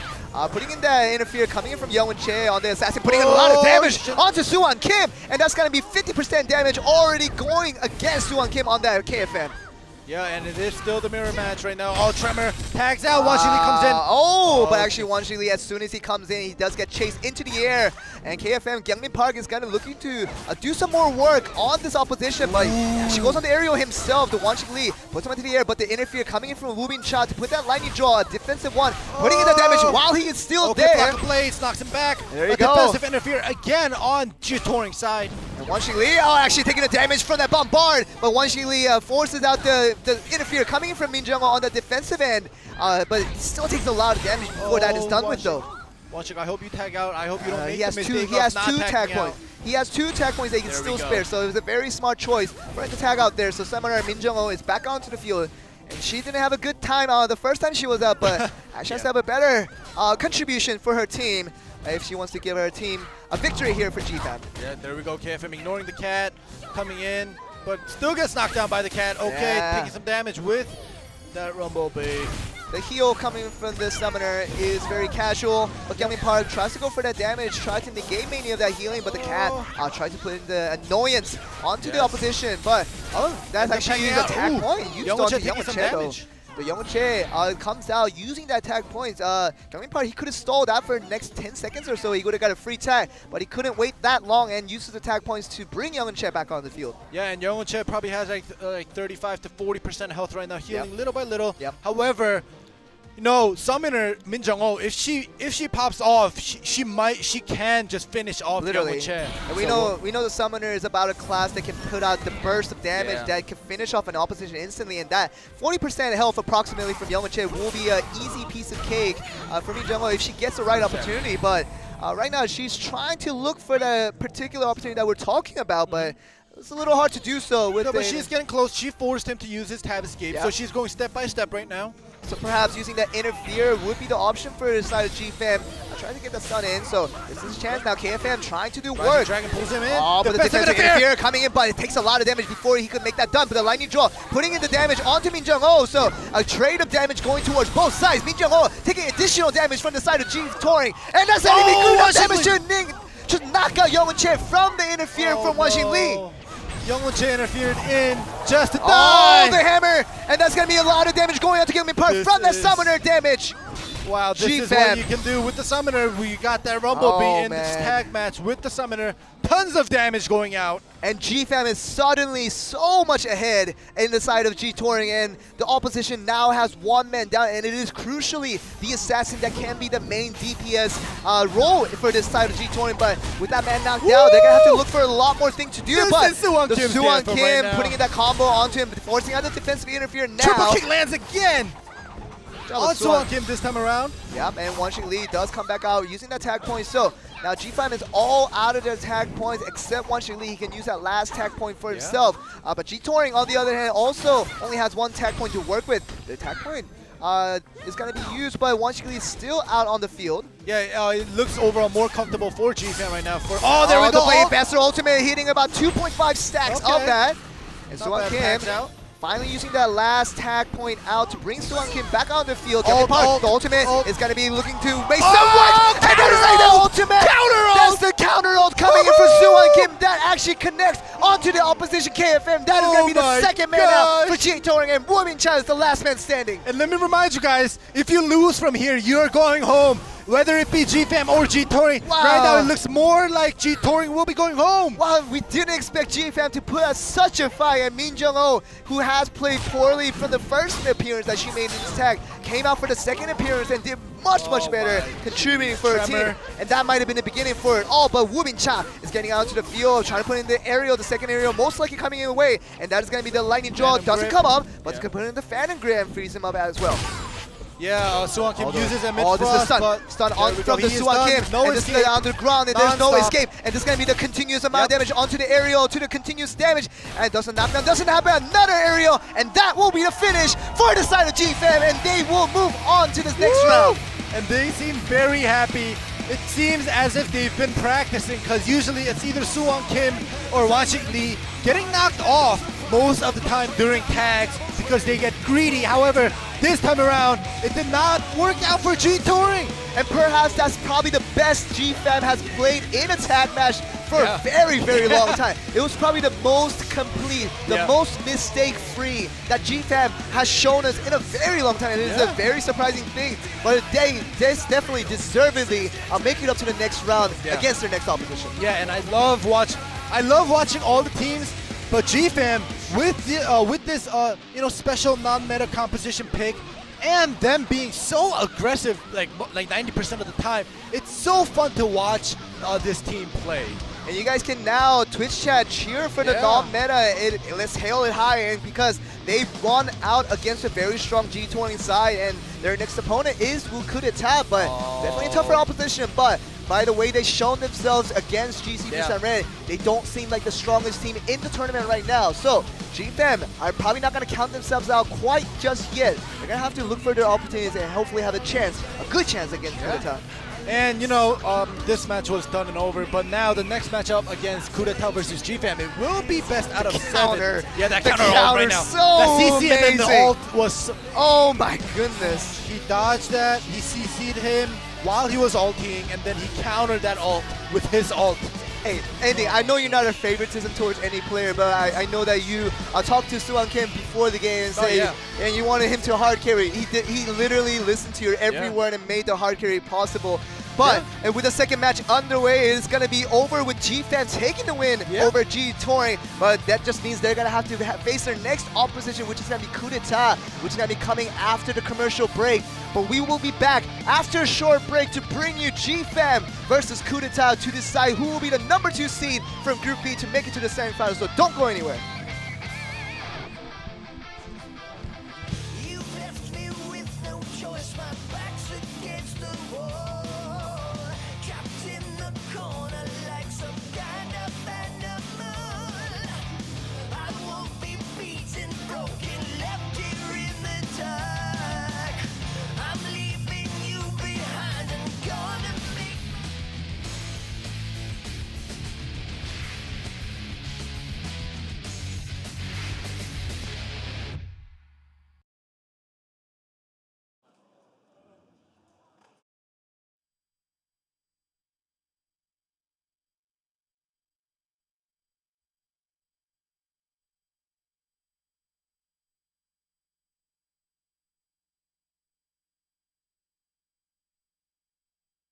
민검사로 우승을 한 권혁우라고 합니다. 아, 반갑습니다. 번개배기? 아 뭐야? 타이타이타임. 네, 이거는 이제 그러니까 이제 저는 이제 곤욕이라서 이제 오늘은 이제 번개배기를 이제 아이고. 아, 이거 날카로웠어요. 이거. 통월도를 사용해서 틈에 이제 바람개비로 튕기는 경우도 있어요. 아, 좋았다. 가장 좋은 팁이었어요. 이게 뭐야? 매력 있어요, 매력 있어요. 이게 매력이 있어요? 그렇죠.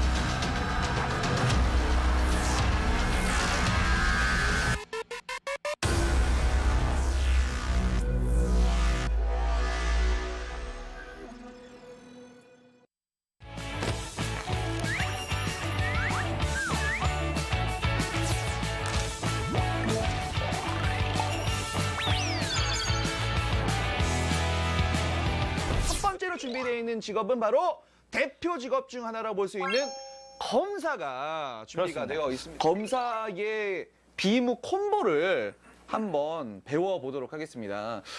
검사분들이 대부분 기본 시치기 연장이나 이런 건 다들 가능하세요. 솔직히 그거는 되죠. 그런 이게 거는 이제 툭툭툭 기본적으로 누르면 되는데 되니까. 가장 아쉬운 거는 네. 여기서 좀 더 이제 활용연차이라는 스킬로 딜을 한 대 더 때릴 수 있거나 네, 일단 한번 보여드릴게요. 오케이. 어떤 콤보를 보여주려고 하는지. 네.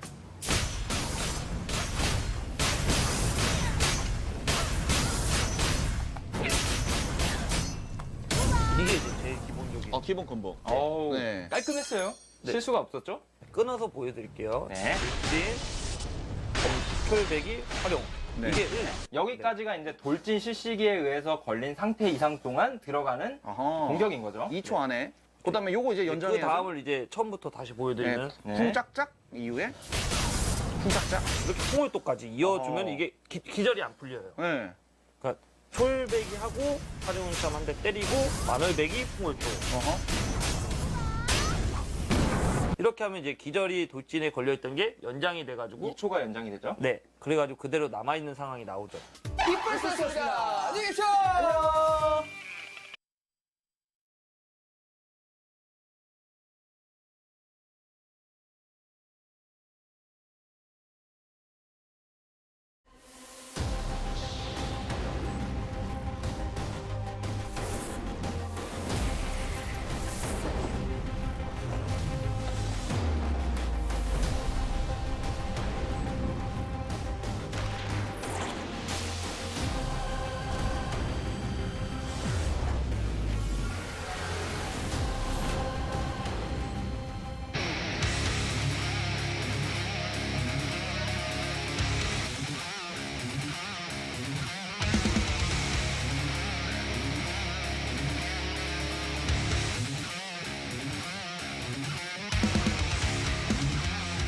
Welcome back, everyone, to Blade&Soul Korea Finals. We've gone through 2 matches in day 6, and all the matches have been really, really great. And the first match, of course, with Kudeta facing up against GC Busan Red, we expected a close match, and we thought it would be a very high-quality Blade&Soul, and it did prove to us that it really was. But I think the second series was really the surprise, with G-Fam doing surprisingly better than we have seen them before. Yeah, exactly what you said, Joel. With G Touring's new member, Youngwon Che, they've been performing so well. They did. And, you know, to be honest, even though I do like both teams, with the new member added onto G Touring, I thought they might have a little bit more of an advantage against G-Fam. However, G-Fam came out to beat the winners. And I usually never feel this way, but like I really, you know, I feel bad. I feel sad that, you know, the second series was not best out of 7. Oh, yeah, but If actually it a good was point. a best out of 7, like it would have been so much better. And that last tag match we saw in Game 3 to decide it all was quite of an excitement that we saw. G-Fam popped off like nobody else in the world, and they did really, really well against the strong side of G-Touring. They were not weak by any means, and it just G-Fam performing a lot better and practicing. And their preparation really came to fruition as they got the win. Now they're onto the stage now against another stronger side we know as Kudeta. Kudeta did fairly well against GC Busan Red in the first series of day 6. But the point of it is, you know, Shinhancard came on the Soul Fighter, which he's most likely going to stick to. And whether he can overcome that opposition that Shinhancard is, if anybody from G-Fam can do that, that will be the key point to really look out for. Yeah, exactly. And, you know, on screen right now, we have G-Fam. We've just seen them play right before we went to commercial. And Kudeta, we also seen them play today. Unfortunately, like you said, Joe, the first match was very close. It went to the full 7 sets. So, you know, Shinhyun Kim, Hyungwoo Kwan, and Byunwoo Kim, you know, they're warmed up. Same thing with G-Fam. They're both warmed up. And now we will be going into the best out of 7 first team to reach 6 points. So definitely Kudeta has to play the endurance game now. They've already played the best of 7s already. It's a full set even. And so they're going to have to play that once again, so whether their stamina comes to bite them in the head, we have to find out. But G-Fam, after just a 3-game series that they had against their opposition with G-Touring, they're up for this best of 7 right after that short break. So all the endurance tests definitely for these two teams to whether they can pull out their full potential for this best of 7. Yeah, and on screen now we have Kureta with the cute Byung-Woo Kim's Blade Dancer solo pick on that class. But anyways, yeah, for both the teams, like you mentioned, we did come back from a short commercial break. So let's hope that both of the teams didn't run out of the adrenaline that they had. Yeah. Especially GFAM for, winning and coming up and having a chance to get seeded for the second seed, whereas Kureta lost to the winning team. However, they still have to fight for the second seed. If you lose, now you're done. You don't have a chance to go to the Korea finals, semifinals. And semifinals is what they're really trying to look for. And this first set. I was really just going to talk about this with the hard carries of both teams being G-Fan with Suwon Kim and Shinhan Kim for Kureta. Yes. These two guys have to be the statement makers, and it's all about the hard carries for today's matches in day 6. And we saw Juno Han popping off on GC Busan Red. We saw Suwon Kim doing extremely well. Shinhan Kim did well, but also the Youngwon Che, who was supposed to be the hard carry, didn't do as much as we previously saw from him, which might have led to the loss that G-Touring did face. So this game 1 will be a very important factor as to who gets their early lead, but also gets a slight advantage in the psychological realms as well. But we are going to find out who that first point is going to be going to. Either G-Fam or Kureta is going to be game 1, the first singles coming right your way. Let's get it on.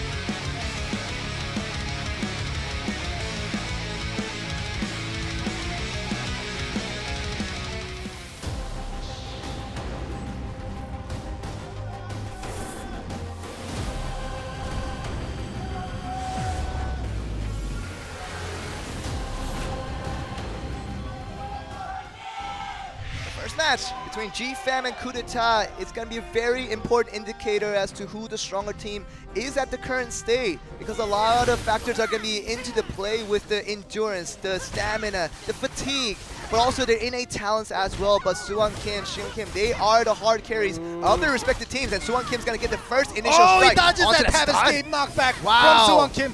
Shinhan Kim and Suwon Kim is CC Oh, right now. this is the beginning of the Soul Fighter poke damage into the 100 and 0. That is the instant knockout. Oh my goodness.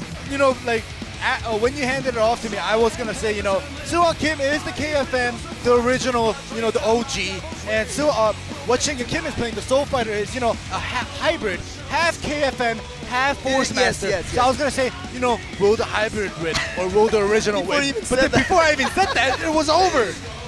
Are you sure? Are you sure the Soul Fighter's nerfed? That was a lot of damage. Definitely nerfed. That is a lot of damage going into Shinhan Kim's favor, but I want to look at the replay here. I want to talk less and really just see. Suwon Kim actually dodged Shinhan Kim's tab escape knockback right here. Yeah. Yes, with the sidestep. So it was looking good, but he was also out of tab escape, and you don't, when you're both out. Oh my goodness. Oh my gosh, I love it. 30, I love it. 33 combo was the indicator. It happened in 3 seconds. Yeah. So, oh my goodness, Kureta. There's nothing to speak of as the sign from the fans really to say, but Shinhan Kim, I think he's about the happiest man in the world after that play, but he can't be happy about it just too much yet. He has a lot more games to go along with his teammates from Kureta. They only have 1-0 up in this point advantage that they have, but they have so many points left to go in this best of 7, so a long way going towards these two teams. Oh yeah, like you said, it's best out of 7. To the losing team, 1 single point may not matter too much, even for the winning team as well. But if you get knocked out like that, like 100-0 with the Soul Fighter, whew, you might get a little shaken up. But for the second match, we have Won-Shik Lee versus Byung-Woo Kim. And I think this matchup especially is an interesting one because we don't know too much about their current power levels. Won-Shik Lee and Byung-Woo Kim, of course, they contributed for their teammates in the actual tag matches when it did come. But in the singles, neither of these players really showed too much that we can really garner off of that and really just calculate what their power level is right now. But we're going to see an indication of that definitely in game 2 as to see which of them's the stronger one. Yeah, and now we are getting ready. The music has changed. Won-Shik Lee versus Byung-Woo Kim. Let's get it on.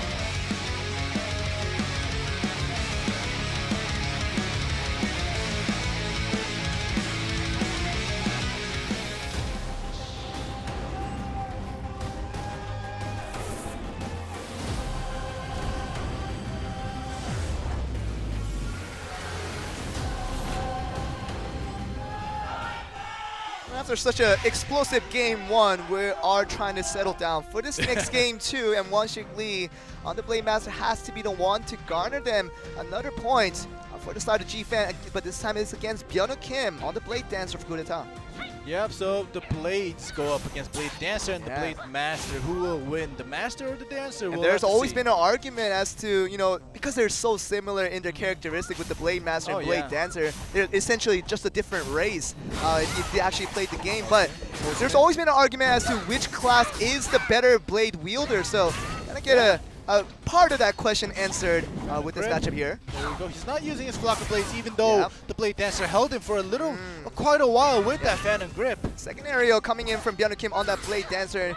No controlling damage coming from that. The stun actually does come up. With another aerial. He is using all his CCs right now. Wonshik Lee is saving that tab escape very soon. There we go. The tab escape is used. Finally used, and just by Wonshik Lee's what he was waiting for. This is a repeat performance of his previous series that he showed from 100 to 0 that he showed in the previous singles that he did against G20. He's trying to do it again, but not to the full extent that he did in the previous time. All right, this time around he does use the Flock of Blades escapes.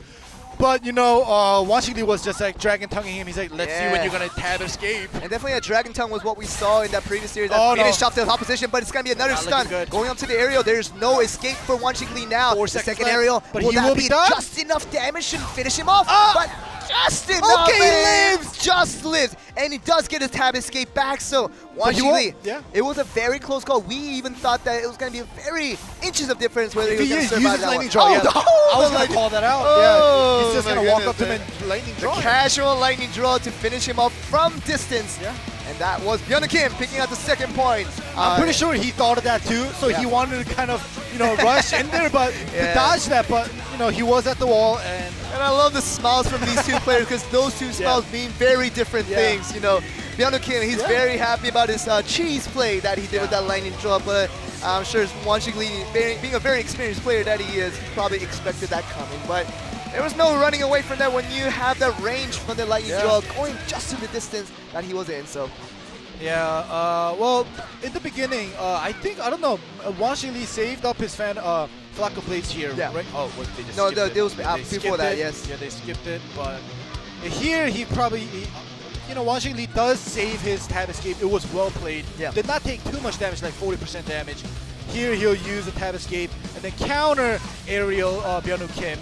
Right here, there we go. So they were trading escapes, but here that dragon tongue damage. He's like, hey Byung-Woo, when are you gonna tab escape? Wonshik Lee was trying to do the same thing that in the previous series, just finishing off his opponent with the dragon tongue, going for 100 to 0.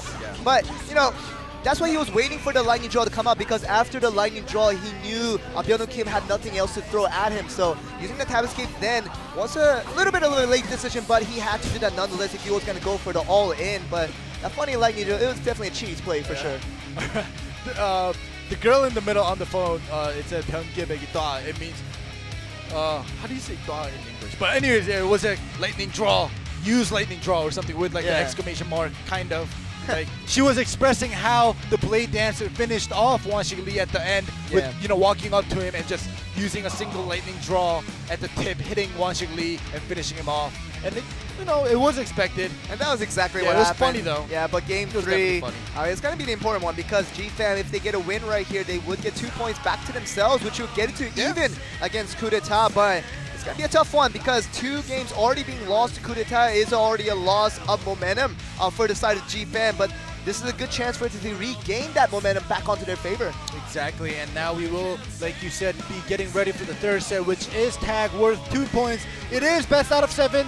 First team to reach 6 points, and coup d'etat is up 2-0 right now. And coup d'etat is up 2-0, and they should be very comfortable, but at the same time, if they let their guards down, that will be their downfall for sure. But we will go right on to game 3, the first tag in this best of 7 between G-Fan and coup d'etat. We will get the match going right underway. Let's get it on.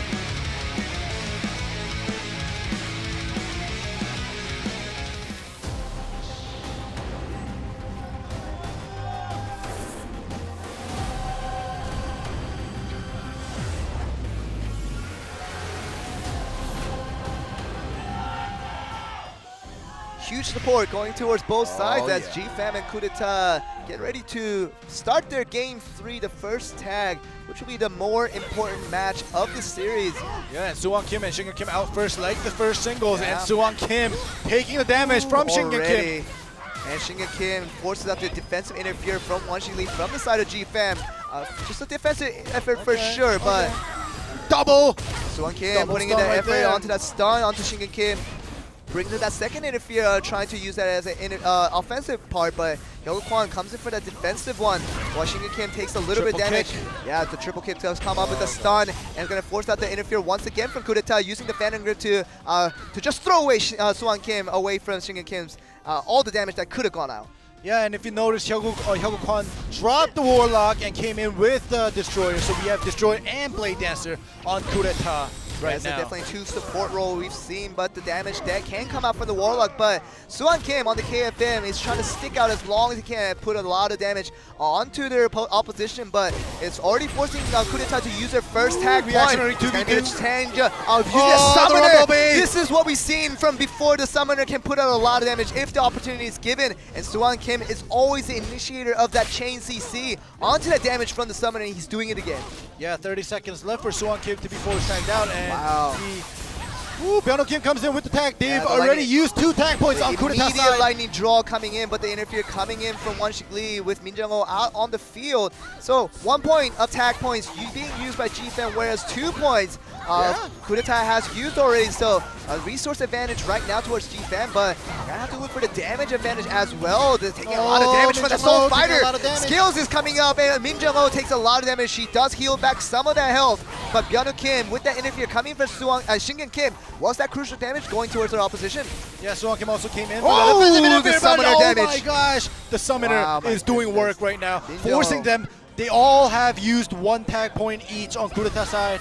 Hey, but Min Jung-ho has been doing really well. Before I say that she is tagged out, just in time before she takes the extent of that damage from Shingan Kim, but Wanshik Lee is back out onto the field. It takes a Windstorm lot of combo. damage into the air from Shingan Kim. It's going to be taking more damage that he can react nothing to. He has no escape that he can use into his advantage, but He used Wanshik Lee... Flocka Blades and Tab Escape at the Oh same my time. good! Oh, that was a mistake by Wanshik Lee, to be sure. But Shingan Kim are getting onto the Oh. startled, but Shingan Kim taking a lot of damage from the interfere reactionary one, coming in the defensive end from the side of Coup d'etat, saving Shingan Kim from just a little more damage that he could have taken. Yeah, but Hyogo Kwon's good defensive interference. Oh, saved the him. Kung Fu Master. no. All right, go, Shingan yeah. Kim right now. Backing up, he does have his tab escape back, so he will make his move against Min Jung-ho. There we go. Clearly, not we Min Jung-ho. see It both was Wanshik sides Lee. going very aggressively towards their opposition and try to put in as much damage as possible. Yeah, Wanshik Lee Suwon tags Kim is out. taking the series of damage as soon as he's tagged in, Yeah. and Shingan Kim heals himself back while dealing the damage towards his opposition of Suwon Kim.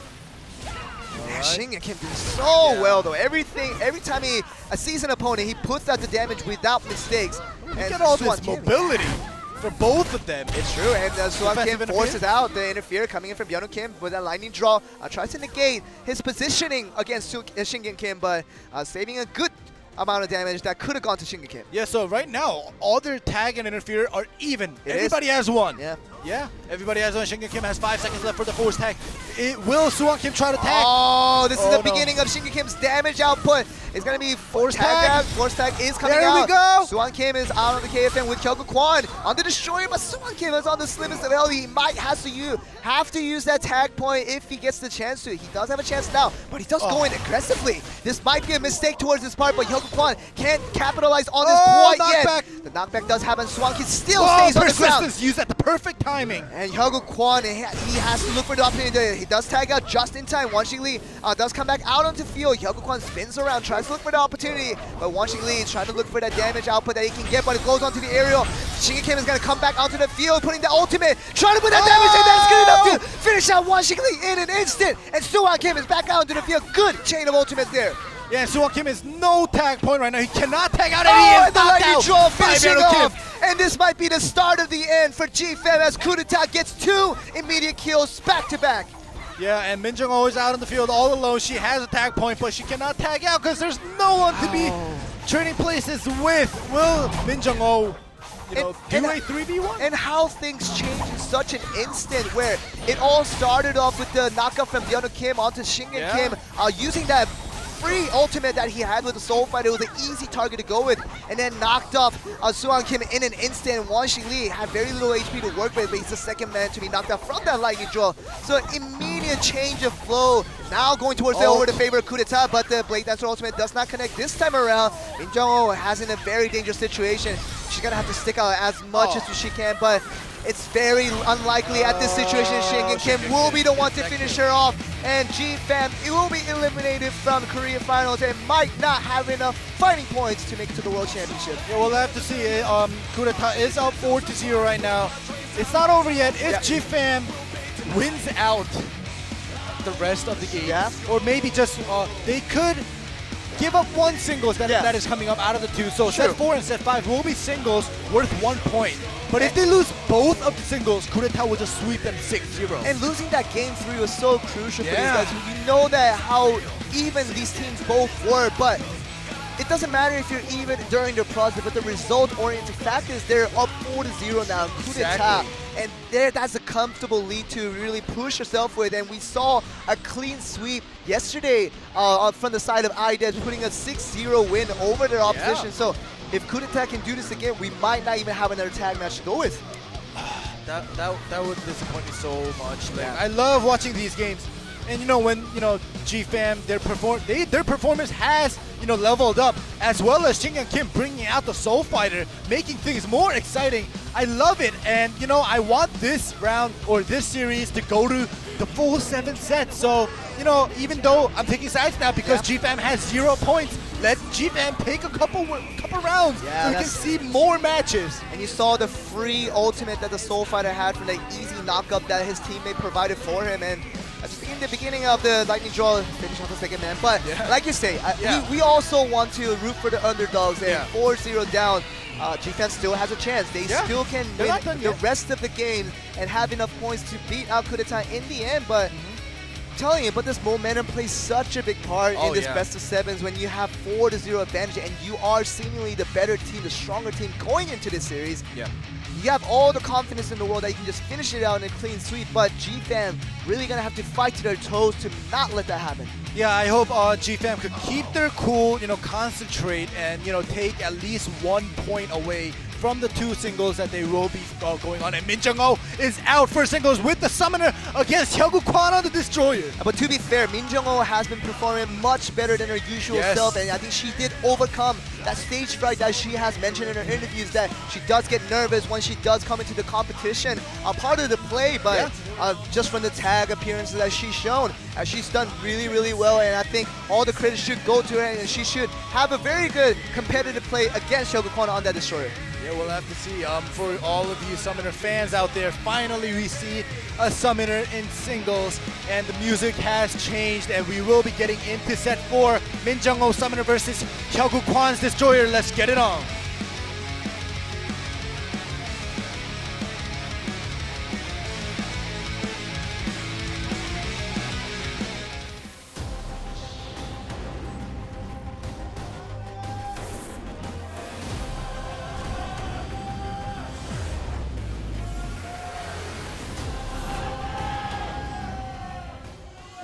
Hear a lot of cheers going towards these players, but especially towards G-Fam, because everybody wants to root for the underdogs. And they will also like to see the first female Blade&Soul player in the World Championship. But if G-Fam loses out on this one and they end up as the quarterfinalists, it just makes it more tough for them because they have not garnered for themselves enough fighting points to advance. But G-Fam right now, Cat's trying hard, but he does have that Ember Stomp down. Ember Stomp is coming up. The Hyegu Kwan does put him in another stun. She has to get out of it with the time escape. There we go, finally uses it, but perhaps a little bit late because the Judgment Cleave combo, a few stacks of that did come through before she did use that time escape. But Hyegu Kwan is going to be the stun, and it's going to be another point going towards coup d'etat. 5-0. One more point will be the clean sweep for coup d'etat, and Min Jung-ho looks very startled and kind of trying to find the answers to what the answer for coup d'etat is, but this team hasn't found it quite yet. Yeah, not quite yet, but this may be now potentially the last match of this series. But it's still possible for G-Fam to win out this series if they win this Game 5, Game 6, and Game 7. Yep. if they do win out all those matches, that will be 6 points, and that will be good enough to beat out coup d'etat. But you know, if I was in that player's shoes, obviously I would feel all the pressure putting down on my shoulders, and that is something that you have to overcome as a professional gamer. But it's just sometimes really tough to do when you're up against such a strong side that we know as coup d'etat. And especially Hyokwan, he has previously won in singles. He was a champion last year, so not with the Destroyer. However, he is still a formidable Destroyer, as we just saw. And you know, unfortunately for Min Jung-oh, she did quite a lot of damage to Hyokwan. He healed up a lot, but you know, at the end, when you're out of escapes and the cat can't do anything on top of that Ember Stomp, you're gonna end up dying. And a lot of people are, you see all the cell phone videos talking about the golden tunas, what they are. So they like the fish meta just as we do. So the fish meta isn't over quite yet. But coup d'etat, they just need one more point, and that will be good enough to finish out this series. But the important part of this is that GFAM, they have to find some kind of answer. They have to do it one by one, but they can't afford to lose any more matches from now. Yeah, we'll have to see who will be coming out for potentially the last match. If they lose this singles, coup d'etat will sweep GFAM 6-0, taking the second seed into the semifinals of Korea Finals. And Group B semifinalists have been decided one by one, but we already got the GC Busan Red who already made their way and are comfortably waiting in that spot. But coup d'etat is looking to be the second team to do so. Just by winning out this next match will be enough to do that. And Game 6, we're gonna see who will make it. But Wonshik Lee is gonna be the hero or the GOAT for GFAM, because if he wins this one, it just gives one slide of hope over to GFAM. But if he just loses, and it is all over. Yep, it is all over, and I am very sad to just even say it might be over. But it is potentially the last match if Byung-Ho Kim, the Blade Dancer, takes the victory against Wonshik Lee, the Blade Master. And to say Game 6 could potentially be the last set. This Game 5 actually for this last singles will be coming up between GFAM and coup d'etat. The Blade wielders from both sides will be looking for a win to give their team a comfortable lead that they really wanted. So let's get the match underway. Let's get it on.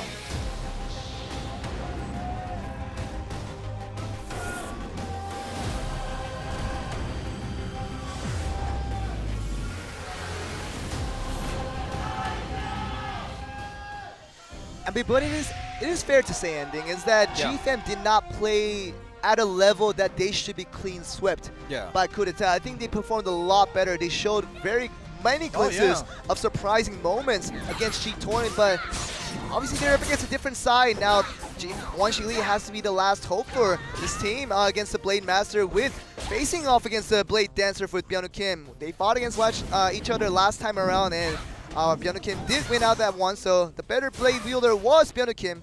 Whether Wonshik can do it again, we have to see.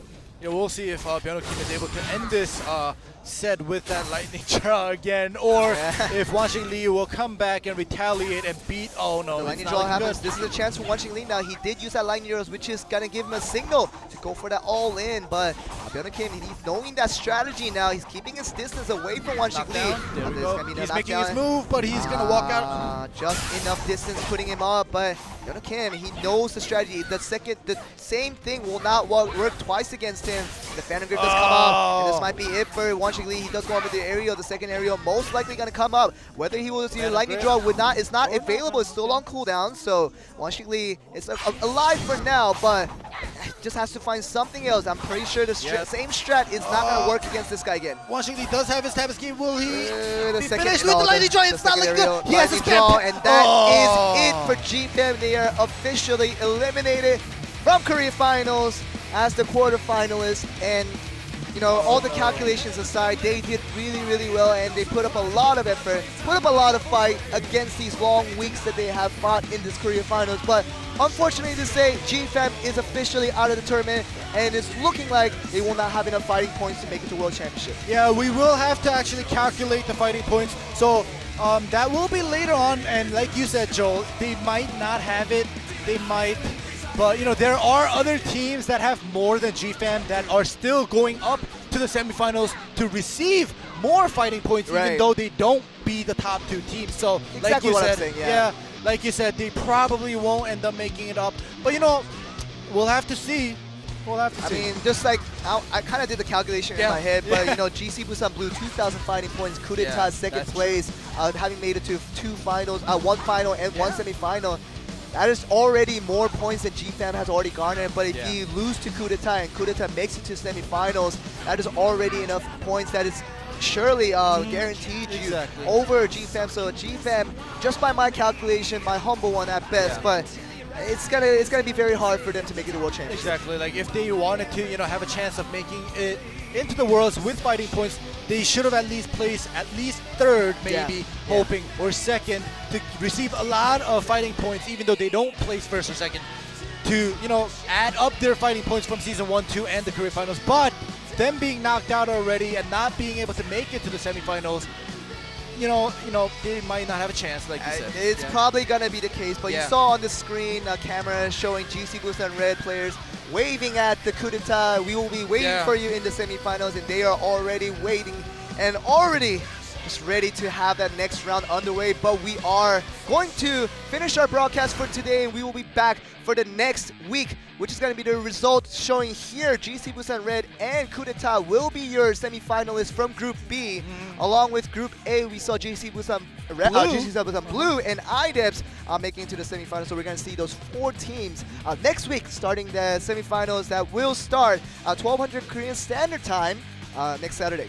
Yeah, and if you guys remember, GC Busan Blue and Red, Coup d'etat, IDEPS, they're all 4 teams from the champion stage. It is, and they ended up making it into the semifinals. So even though the challenge stage teams did fight it off and they showed us some retaliation, however, there might have been a little bit of a skill difference. And next week on the screen right now, we do have the 2 best out of 7s, GC Busan Blue versus Coup d'etat, GC Busan Red versus IDEPS. So they will face the opposition of the groups that they were in. So GC Busan Blue will not face IDEPS again. They will face the Group B opposition with Coup d'etat, and GC Busan Red are facing off against IDEPS. But the left side seemingly, we're guessing, to be the stronger side, so we might get a GC Busan Derby once again back in the finals. It's going to be very exciting. Yeah, I am so excited to see it. And, the 2 GC Busans always, striving for victory. It'll be cool if both the GC Busan make it to the Worlds and, decide, maybe Coup d'etat or IDEPS with the fighting points to make it. But, who knows what's going to happen. All 4 teams that made it up to the semifinals are super good, super formidable, and, I'm very excited for next week. So you will now know that the 4 teams in the semifinals will be the ones who will be the candidates going to the World Championship. We're going to find out more details about that later. Semifinals coming to you next week, 1200 Korean Standard Time on Saturday. Join back with us, and we will continue our Blade&Soul action then, so we'll see you around.